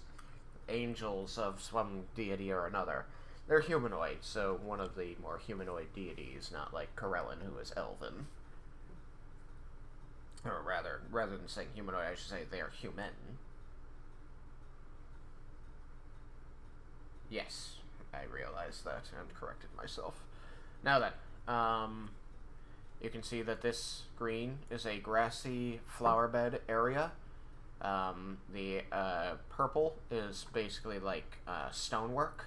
It forms sort of a patio around this door here, and this door here, and there's another patio over here with some very intricately sculpted things. As you look around, you find that the courtyard is walled in. It is exactly the shape of this room. And at the top of the walls, at a very regular interval, are stone lightning bolts standing and reaching toward the heavens.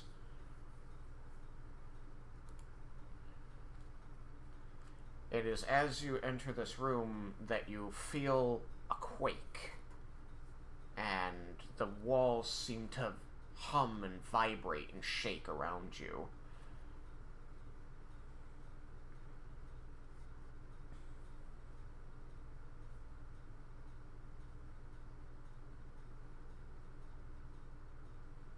No, but noticeable. It feels like an earthquake. It's a tremor that lasts a couple seconds, and then there's a span of nothing, and then another tremor, a shorter one, and it seems to keep going on, like there's some seismic activity continuously going on. I will say about the area that the walls are inlaid with scripture and carvings of battles, and these larger gray over to the west appear to be statues, one of which appears to be Victoria Somerset.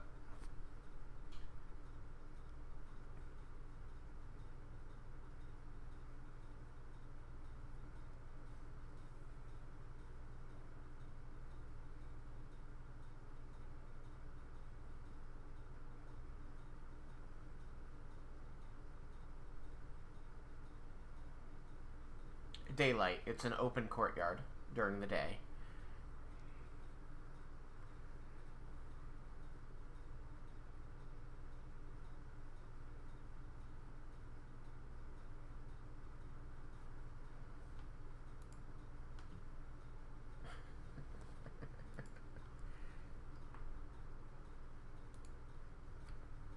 Yes, you may point it out. It is this statue here.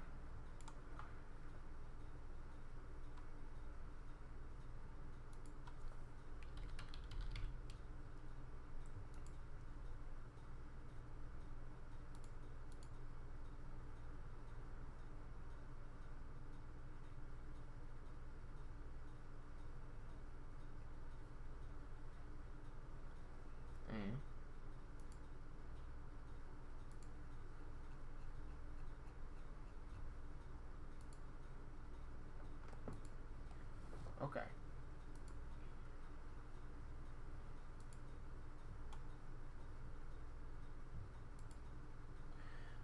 You are going to cut across the grass here.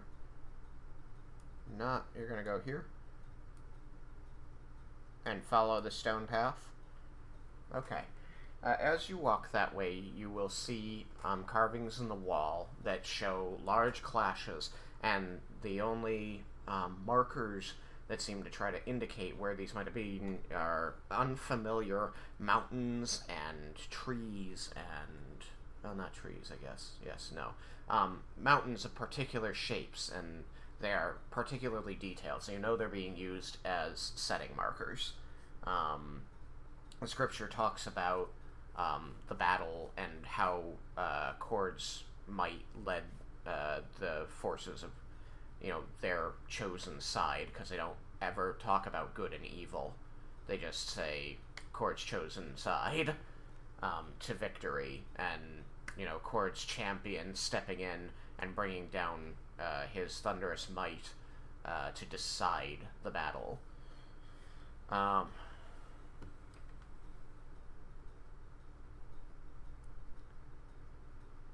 Yes. Yes. They are in these inscriptions on the walls. It is impossible to tell gender, but they are always surrounded by what is clearly a halo indicating that they are the chosen.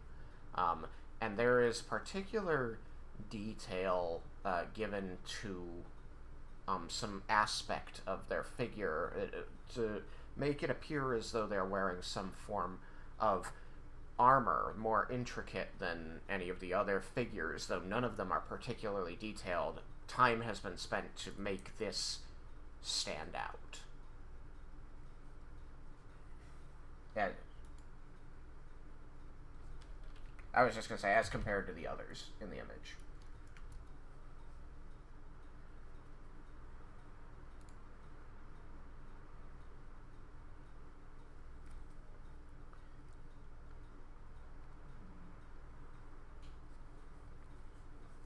He will inspect these images in great detail, and then he will take several moments to search his memories to try and find them.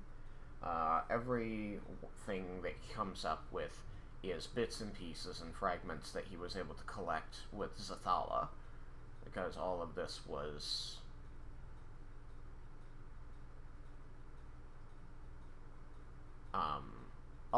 lost or not in his purview prior to being with Zathala.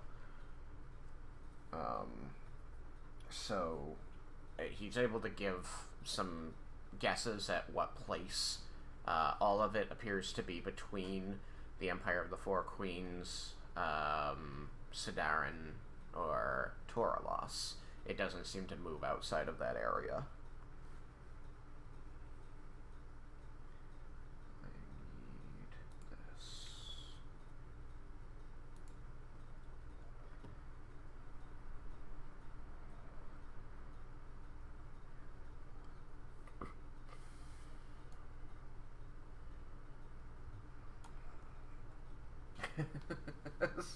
Several minutes, yes. Yes, as he's talking with Ash and inspecting these inscriptions on the walls, I should know, because several minutes are going by, you don't all have to stand there and watch him do this. What do you want to do?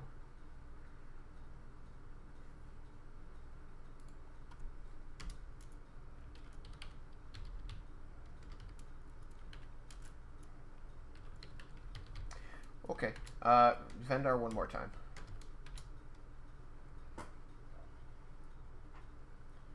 Okay. You move up here, and over to here. Check this. Right. So as you move there, the whole time this has been going on, you've been feeling these tremors in the ground continuing and growing more severe. You don't notice any, like, dust or debris falling from the walls. No statues seem to be splitting or breaking in response to it. They could just be good stone. But it's hard to tell if the tremor is supposed to be part of the memory that this room is created from. It also doesn't really fit with any of the other memories you've had. None of them have had seismic activity, but that could just be that none of them had seismic activity at that time. As you head toward that door, however,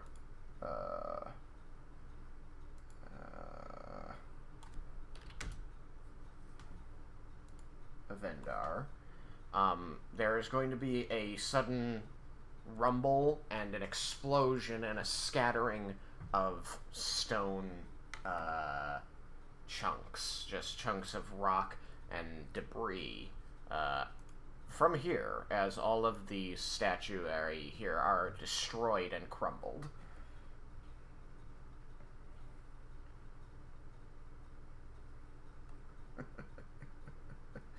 But I was trying to get ahead of this.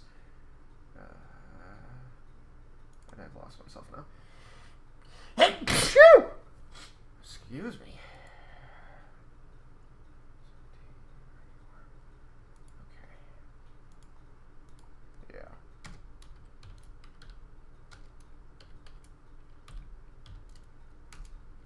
Oopsie.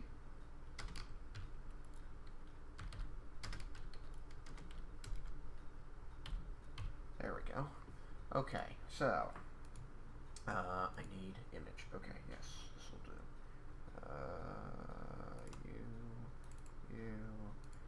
capture you.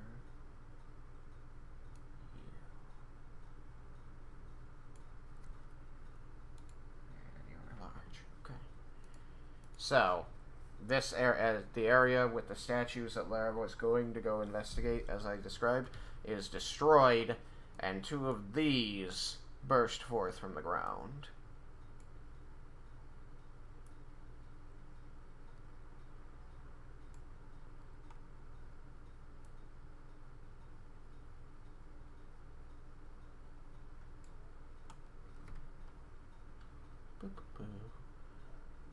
Just need to get the size right. Should have chosen something with not a white background.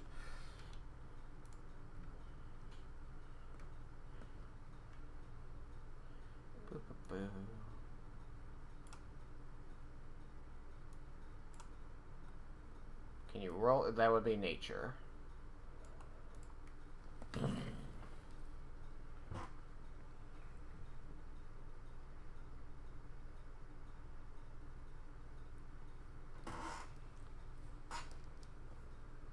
You got a 6. Maybe? They might be.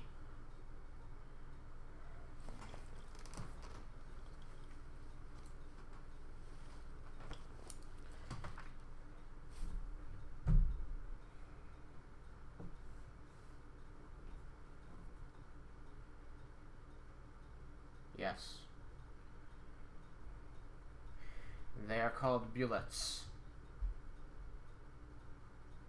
You are really not helping me here, Mal.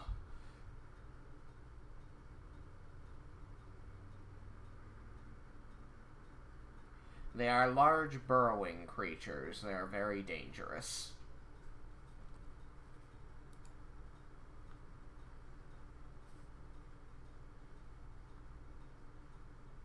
You know that they have a very wide range in which they tend to travel and hunt for food. They are carnivorous, and they are good at tunneling.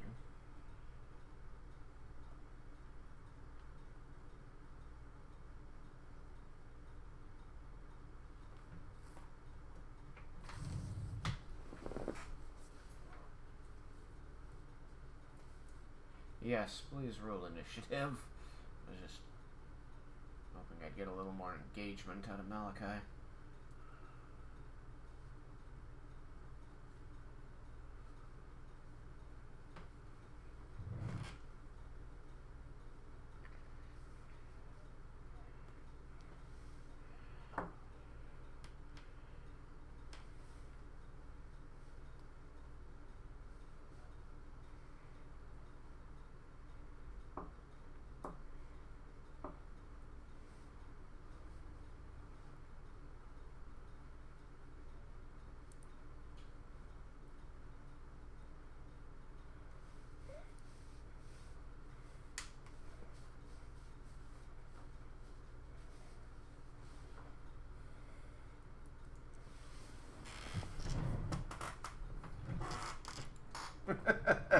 The moment you roll well, everybody rolls well.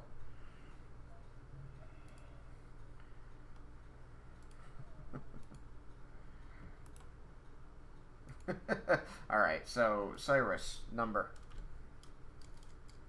11. Vendar, number 17. Lair, number 21. Jebel, number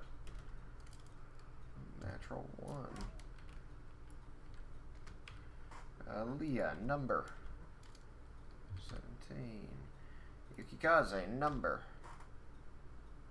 4. Raiken, number 17. Bad guys, number. That's not so great.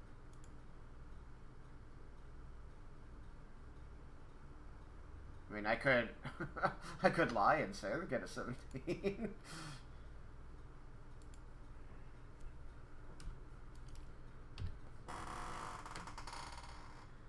Destroy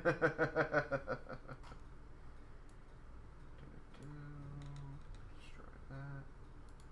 Drop that there. You are here. You are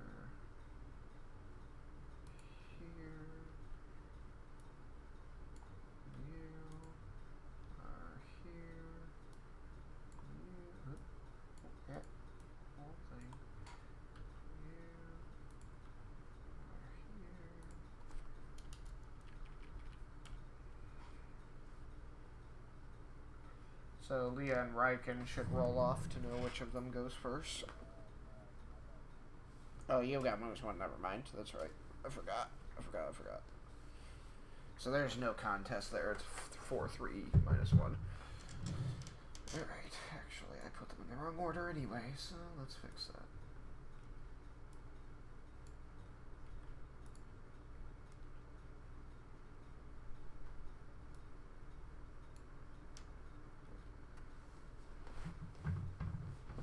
Yeah, but 20's the maximum in the game.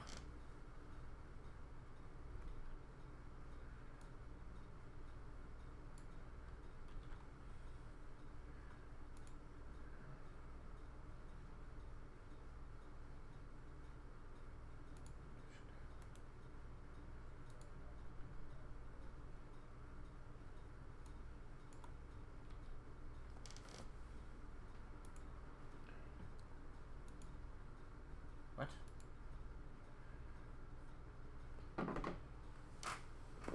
I mean, a level 1 character can have like a maximum of 17. So you wouldn't have 18 until level 4. 19 at level 8. Then you'd hit 20 at level 10.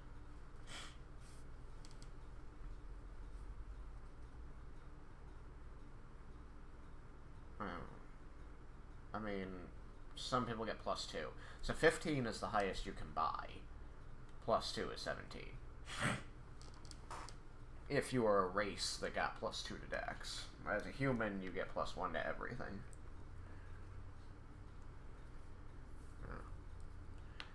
So, isn't it nice to have the little character bios again? I'm so happy they're back. Alright, so, now we need music.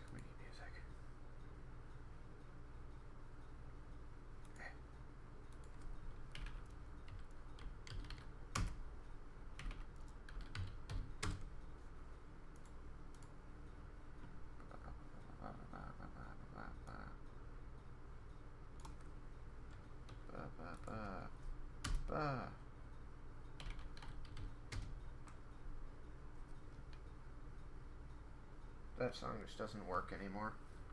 I keep putting it up and it doesn't work. I'm very sad about that. I want it to work.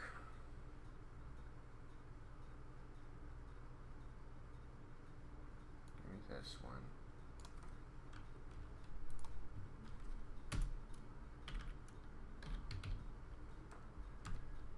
Give me this one.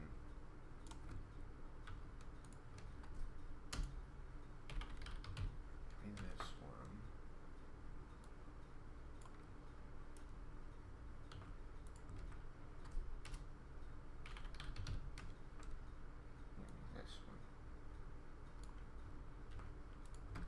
Oh, we have a few. Alright. Now then.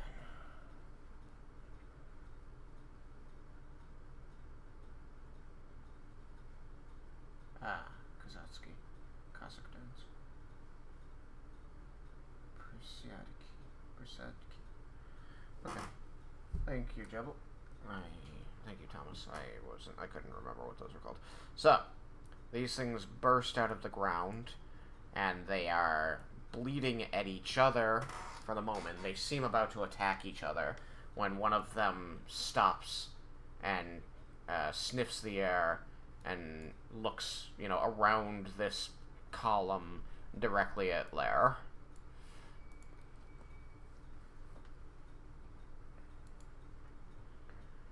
Let's back this out such that we got the whole battlefield, at least as much as matters. That'll do.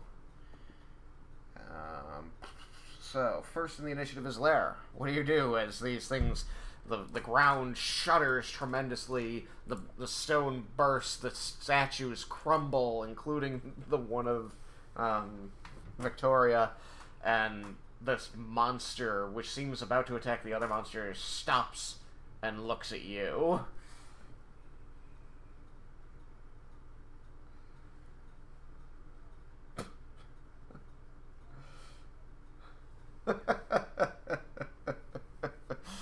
made all the rooms so large, and yet somehow you always end up engaging, like, they're right on the other side of the door or whatever when you engage them.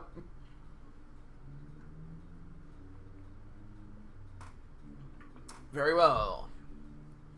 You Ray of Frost. For a 26 to hit, that will hit.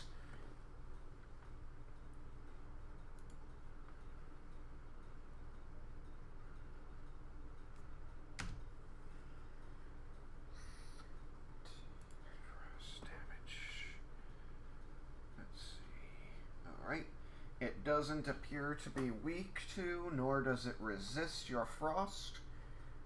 20, you said 13 frost damage.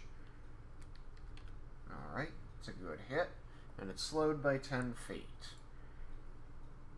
Its speed is that.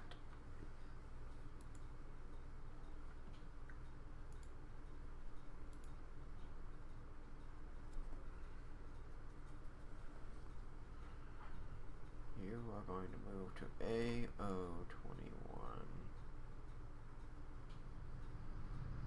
Here, between these two. What was that?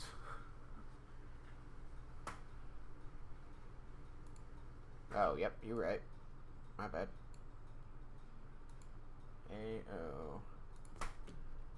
AO21. Yeah, there we go. Alright. After Laramentis is Vendar. You felt the tremor and tremble of the ground. It's very much like there's a lot of stuff blocking your line of sight down there, but you can catch glimpses of these creatures as they burst forth from the ground with their blue-gray tan bodies and giant mouths.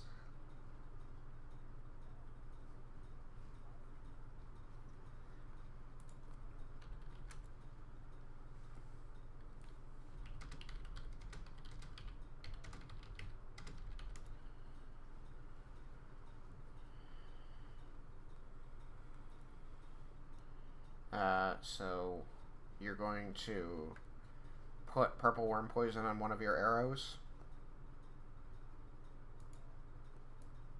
Okay, and you want to move just to the north of one of these pillars?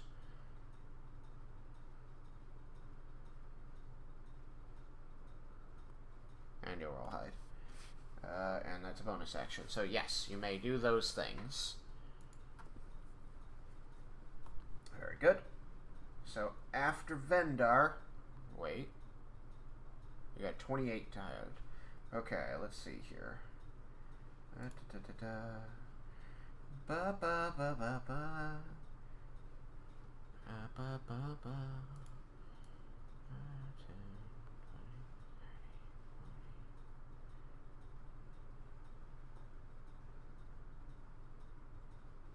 Okay.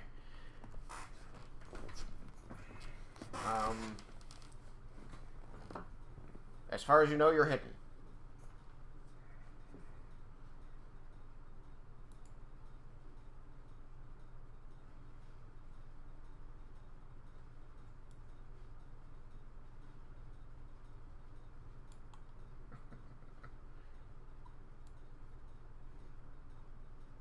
Okay, so after Vendar is Leah.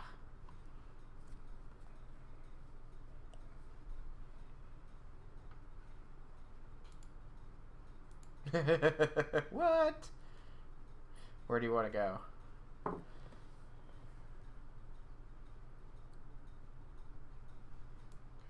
One, 2, 3, 4, 5. You can get to here. Because you have to double move through Yukikaze.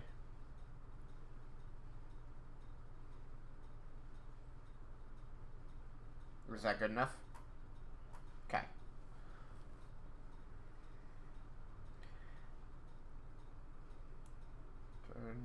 20, 30, 40, 50, 60, 70, 80, 85.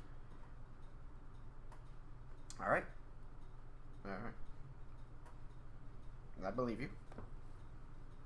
I do not know. Okay. Yeah, it's definitely be double sure. I just hadn't checked.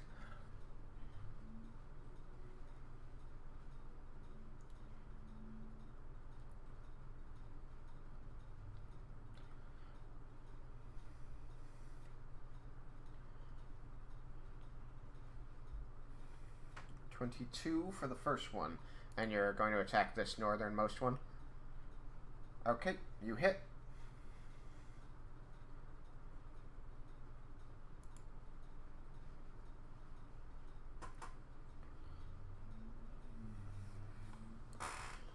Alright. Alright, so your Eldritch Blast missile like hits it in the side of the head, and it like coils and hisses across the room at you.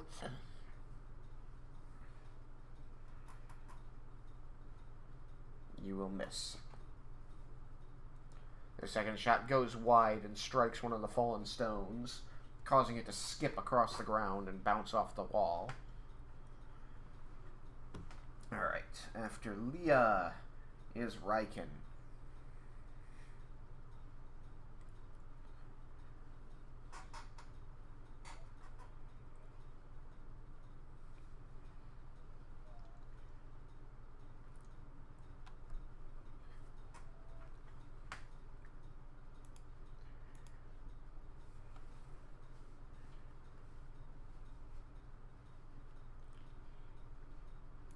Five, 10, 13, 20,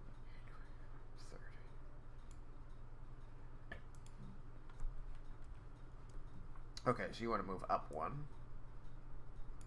Okay.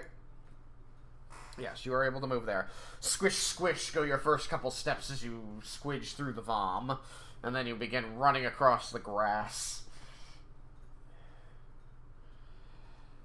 Yes. Yes, it does.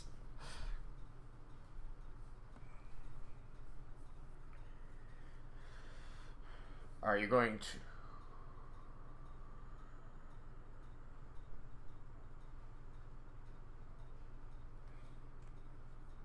Okay.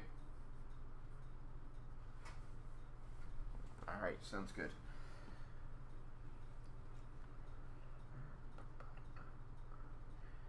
After Raiken is Cyrus. You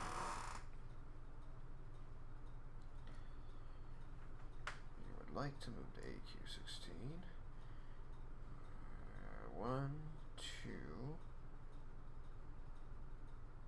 Wait. 1, 2, 3, 4, 5, 6, 7, 8, 9 times 5 is 45. So yes, you're able to make it there with just putting only 1 foot in the vomit.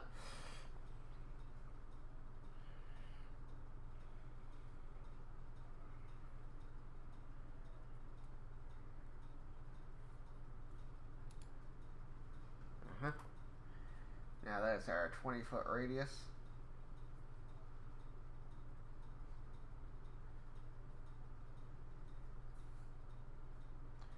Burst 4. Alright, burst 4.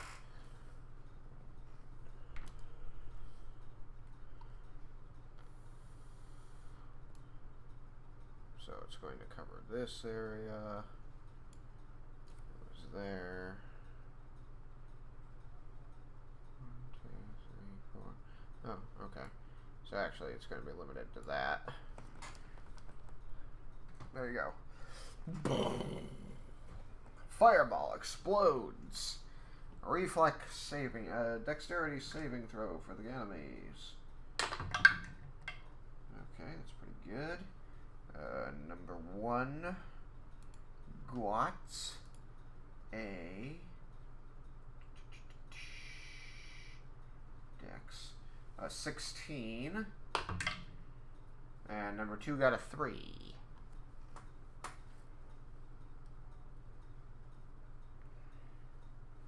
Yes.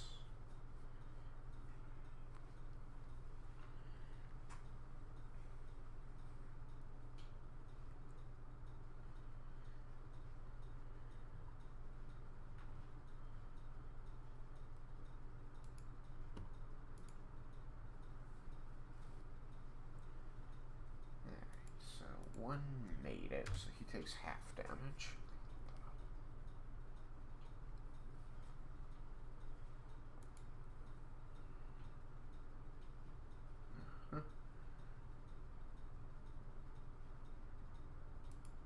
And they don't seem to be weak to it either. So 12 points. Boop. And 24 points.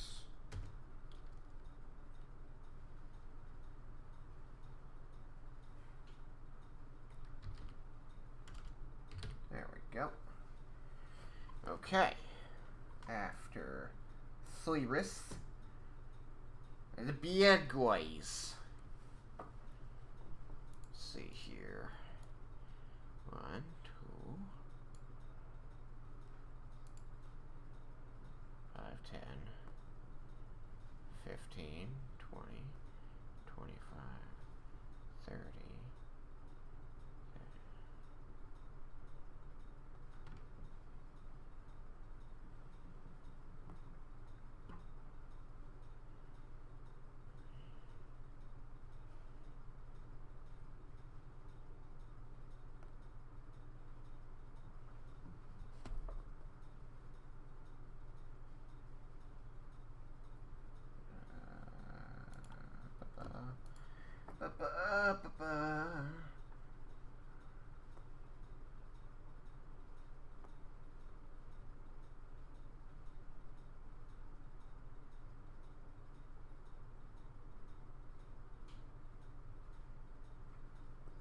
Okay.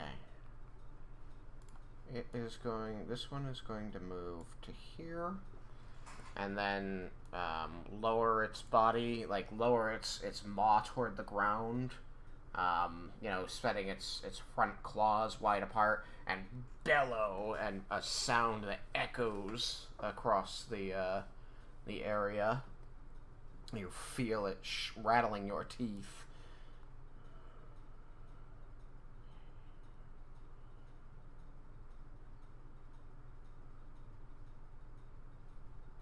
And this one moves to here and hisses in response.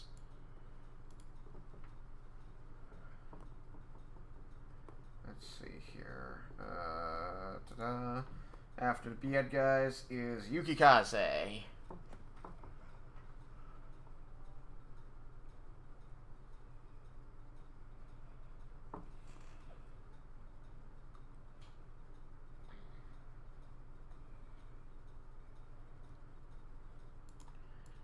Squish, squish.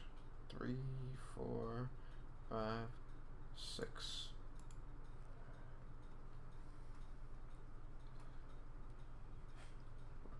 It's okay. The grass is cleaning your boots.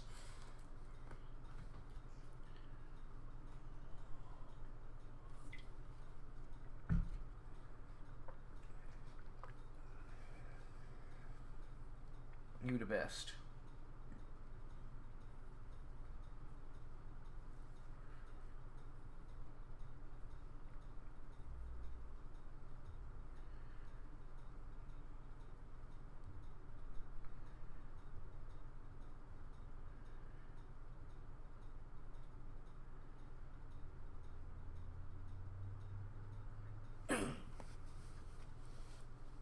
What else are you doing, Mel?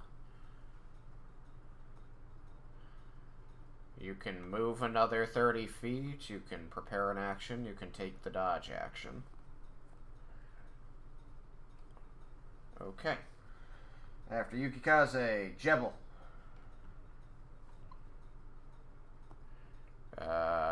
You can see the one that moved closer, and you're aware that something happened because there was that bursting of stone and scattering of debris, and then the growling and bellowing and hissing. So you know you know stuff is up, and you can see this one.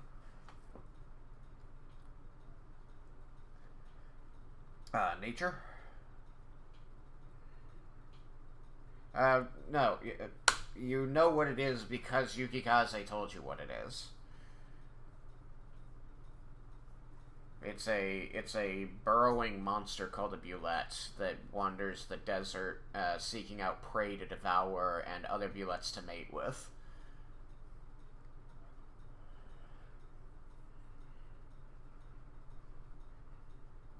Nature. 16. You know that it is as terrifying above ground as it is underground. It doesn't seem to have any trouble finding its prey, even when it's burrowing. And also, its powerful arms are good for climbing and jumping as well as burrowing.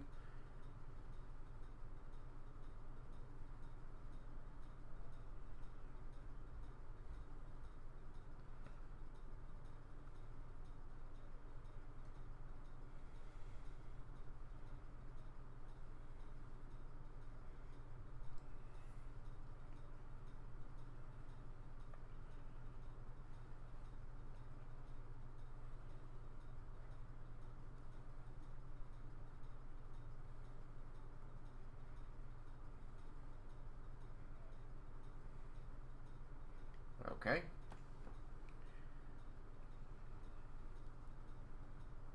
Yes, it's a burst 1. Which means it will look something like this.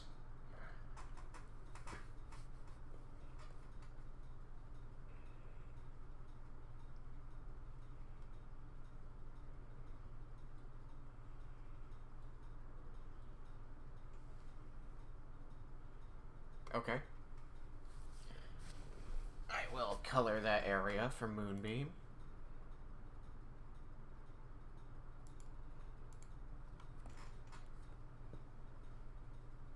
With a bluish light as of the moon casting its reflected rays down upon the ground in the middle of the day.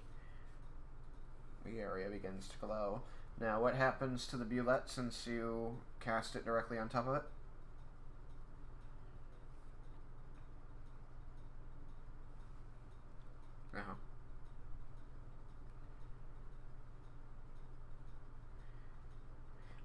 Because you cast it on top of him, you know, he's going to just take it now and we'll skip the one when his turn starts there. If he starts another turn there, then he'll hit with the same thing again. So just tell me what that says. Read that line. Constitution saving throw. Okay. He got a 9. It's too bad. It's his best save. He just rolled shit. I'm not telling you.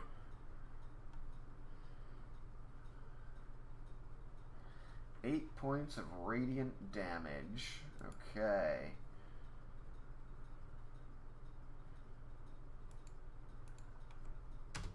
It is.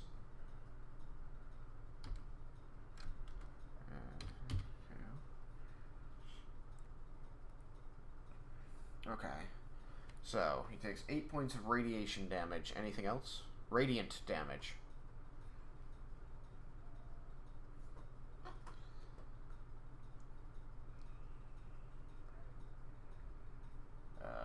Is it a shape changer?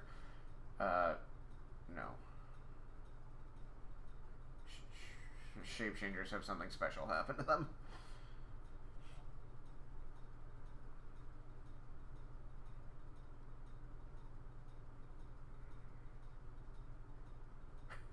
You should drop that on mimics.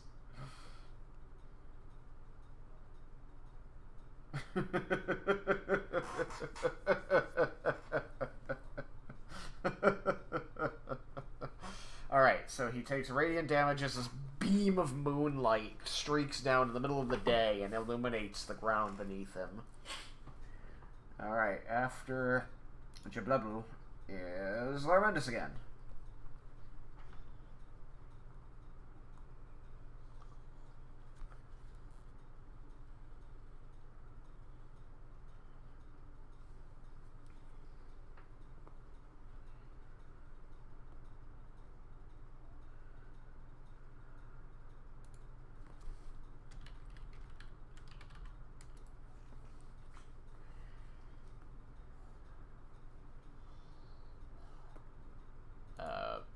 One.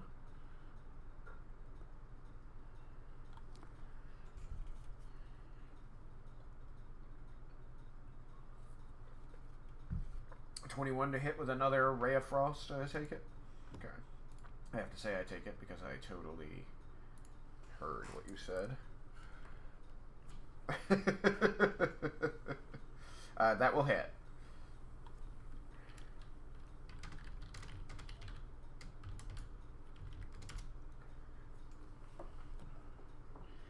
$11 points of cold damage, and it is slowed by 10 feet. Alright. Still slow because you're just that mean. And the damage is mounting on that one. Okay. Is that it? Are you moving anywhere?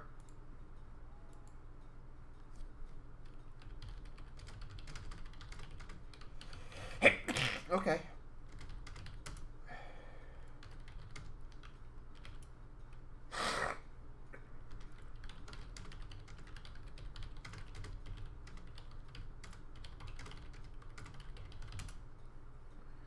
Let's see. After Laramendus is Vendar. Vendar, you have poisoned your arrows and hidden yourself.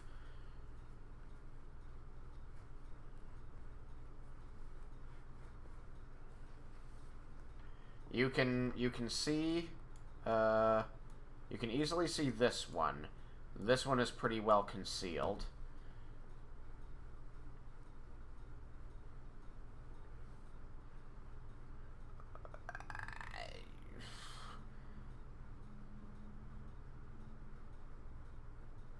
No, you can't see the further one away at all. It's too well concealed by things that are blocking your line of sight. Okay. You may shoot the closer one. You notice as you step out from behind cover, take aim and loose, that it seems aware, and you do not get advantage.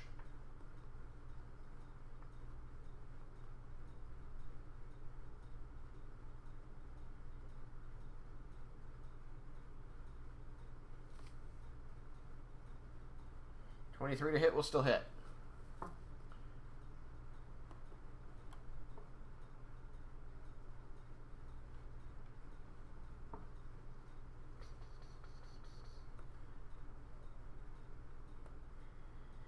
DC 19 con save because you're very rude. It got a 16. Yeah.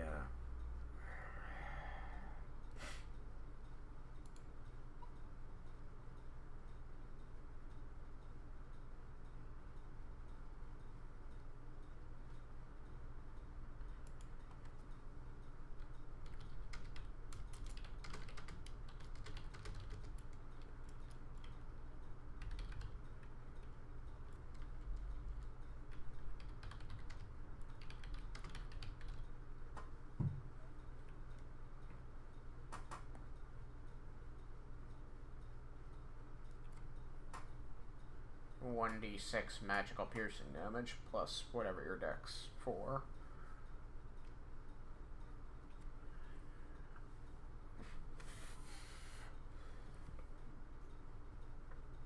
Yeah, it's gonna hurt.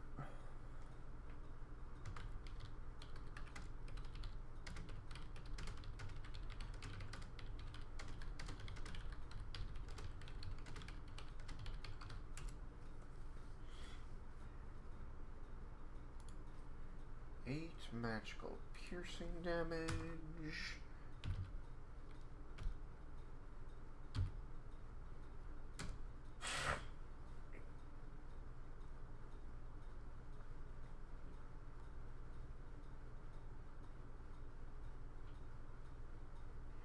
Repeat the poison damage a couple of times. There we go. 38 poison damage. Sheesh.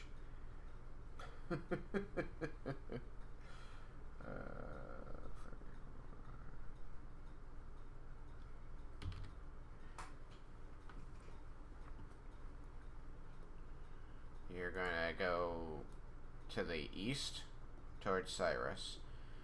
1, 2, 3, 4, 5, 6. So this is a straight line to the east, but you can also go up to 1 minus that many spaces down. Do you want to go down at all or stay right there? Okay. That's fine. Alright. It is bloodied. It is very bloody. You can see that there is just pus and bodily fluids pouring from its mouth and eyes and nostrils after your arrow sank into its flesh through its armored body, and the poison began immediately doing its grim work.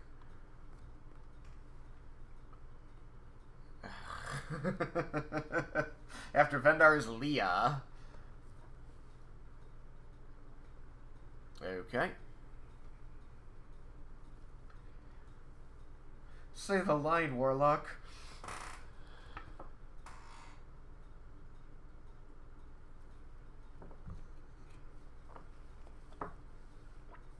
You hit.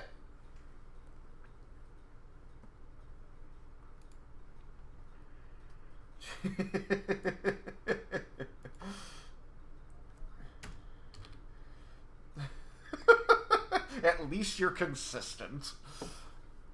So it's already like you can see it's visibly dying from this poison. You're just like pling! Hit it in the face with your little force missile. Yeah. It's dying more now.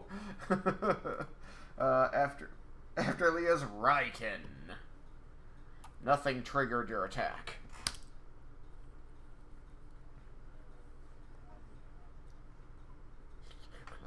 He learned since last time. 5, 10, 15, 20, 25.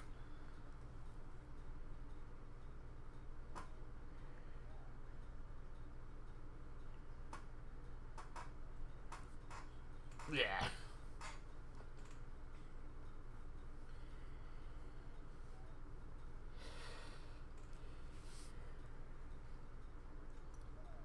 A 12 will miss. Do it, Paladin. That will hit.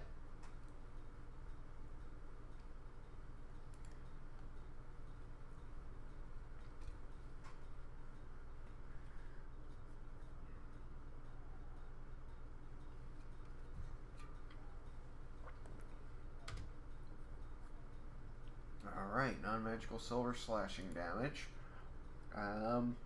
It doesn't seem to be weak to or resistant to those damages.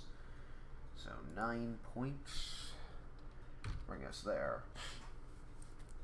You open a long gash in its side just behind its head on its shoulder, and it shrieks in pain at you. After Raiken is Cyrus. Gonna drop another fireball.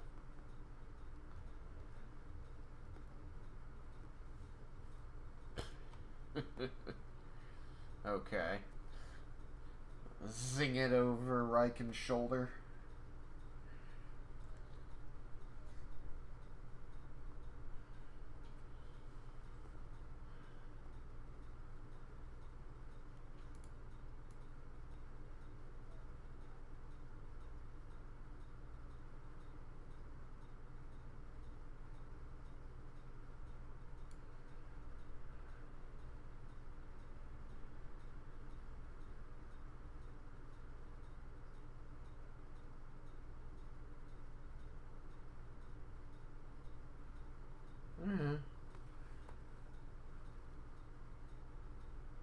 What, you want to be there?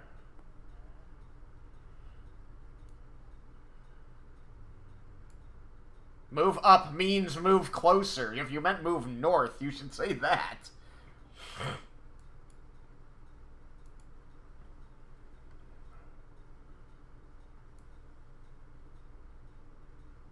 Okay, you got 4 more squares you have to move.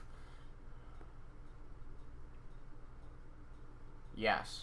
The magic item he's wearing forces him to move them.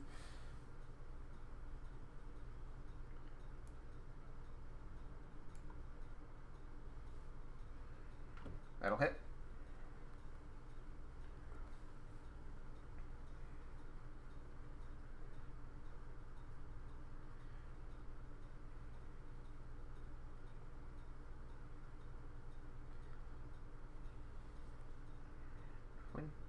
One fire damage.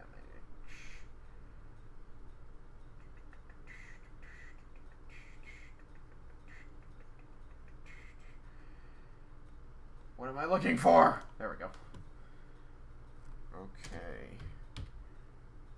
Right, that button doesn't work. How could I forget?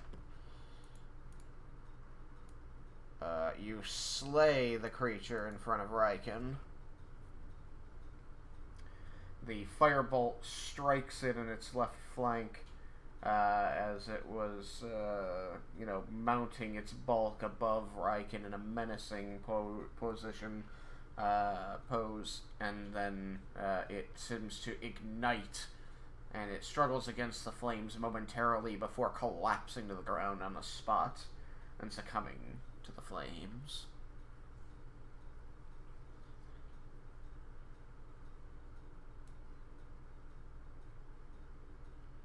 There you go. Yep, move up means move closer to battle.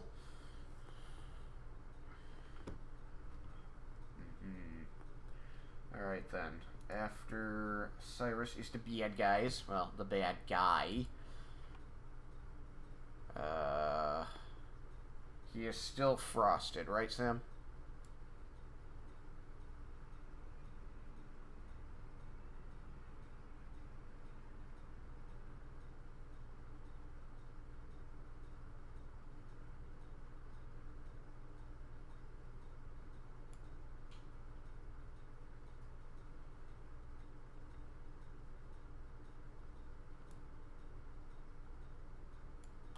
Alright, it's going to move there. And seeing the dead one, it's going to bellow a wailing call across the battlefield again, rattling you in your armor. And after its turn, it is Yukikaze.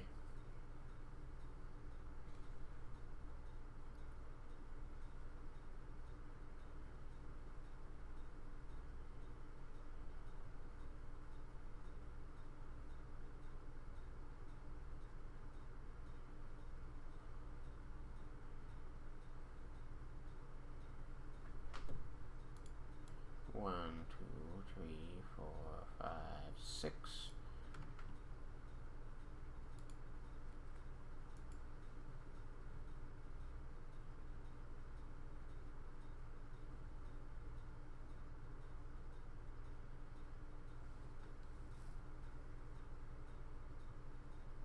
You are not in range of it, and you cannot hit it from there unless you use your lunging strike.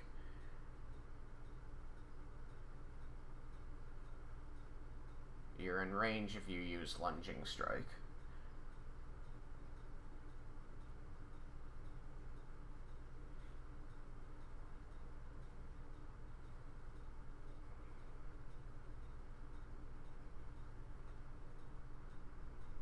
Okay.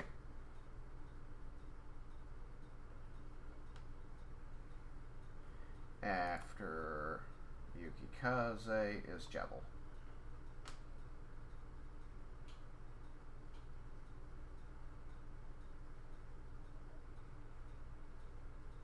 Yeah.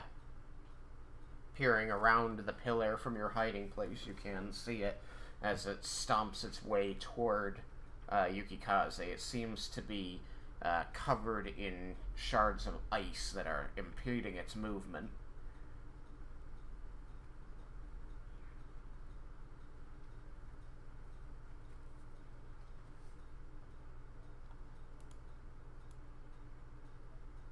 Yukikaze.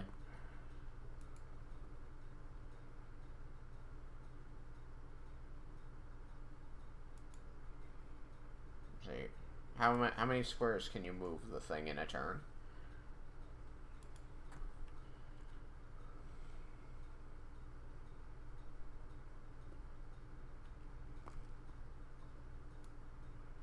Okay. I'm just trying to see how far you had to move it to go all the way around Yukikaze without hitting him. Okay. It's 20. Alright, so it has to roll a Constitution save. Alright. It got a 9. It just keeps rolling shit for the con save.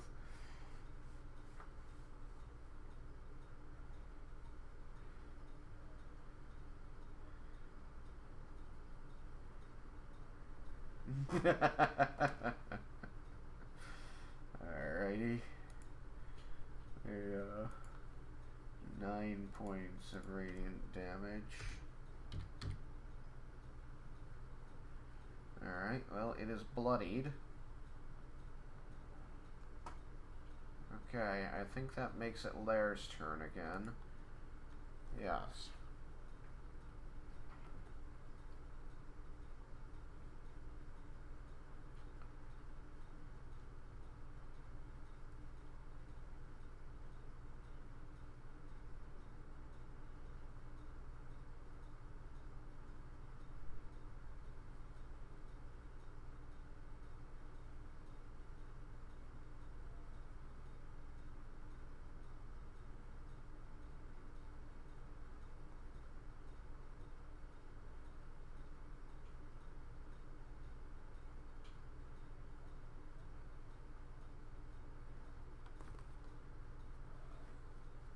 A 16?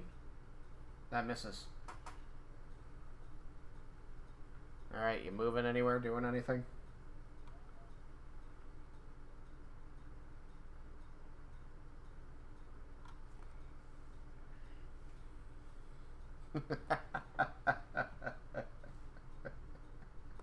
Fitting. Alright, then after you is Vendar.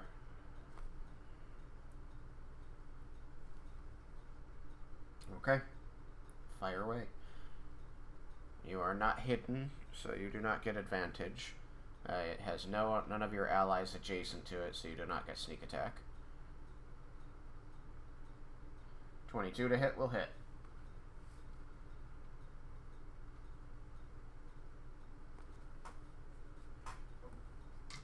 It got an 11. It's got this amazing con save, and it just keeps rolling low single digits.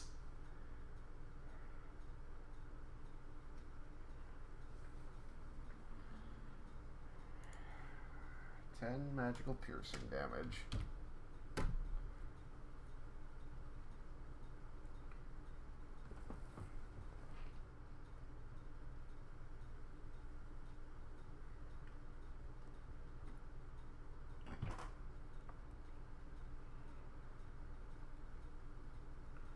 Uh, 6-0. You guys, yeah, I need more than one word answers. It doesn't pick them up otherwise. 5-0. Okay.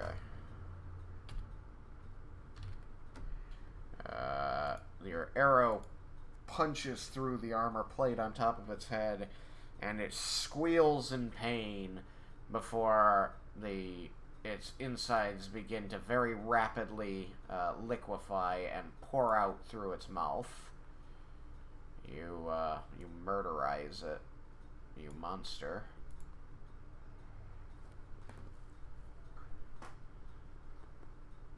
I never even got to do anything. No. People weren't in range at the beginning, and everybody focus fired on that one, and then this one was slowed, so it couldn't get out at first.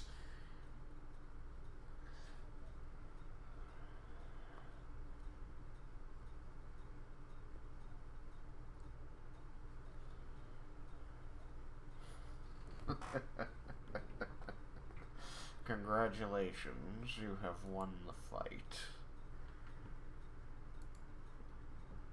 And being that it's about 11, which puts us at almost 3 hours, I think we should call it there.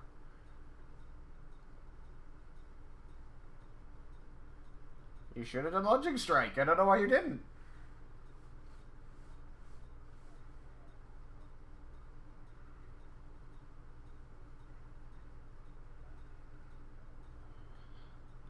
You still have one. It'll last an hour.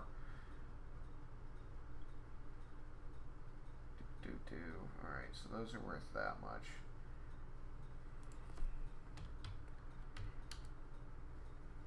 Now you get no EXP because you didn't contribute to the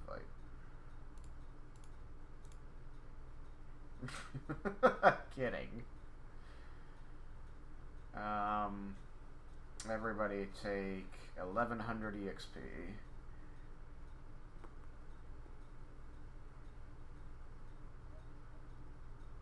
Yep.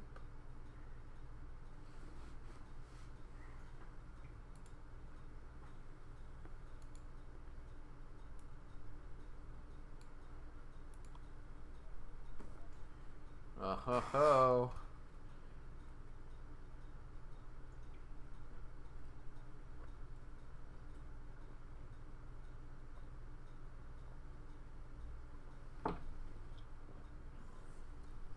It's very nearly 11,000.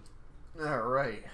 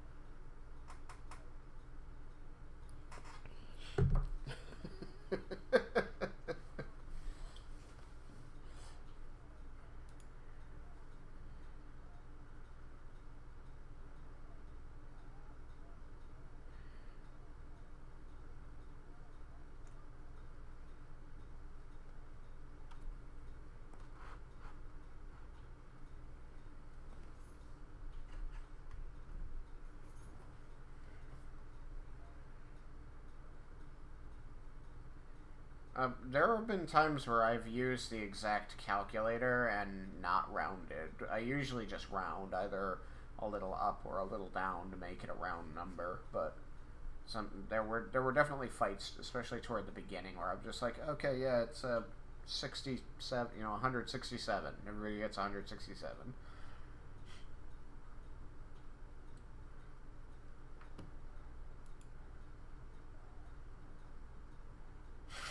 Yeah, I've definitely given out some odd numbers, but more recently I mostly round it to a 5.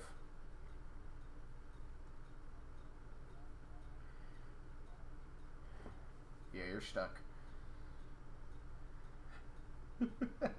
lose 50 experience.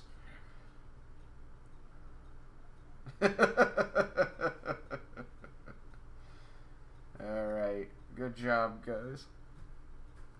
I'm going to end the stream. Thank you, everybody, for participating and watching and all that good stuff.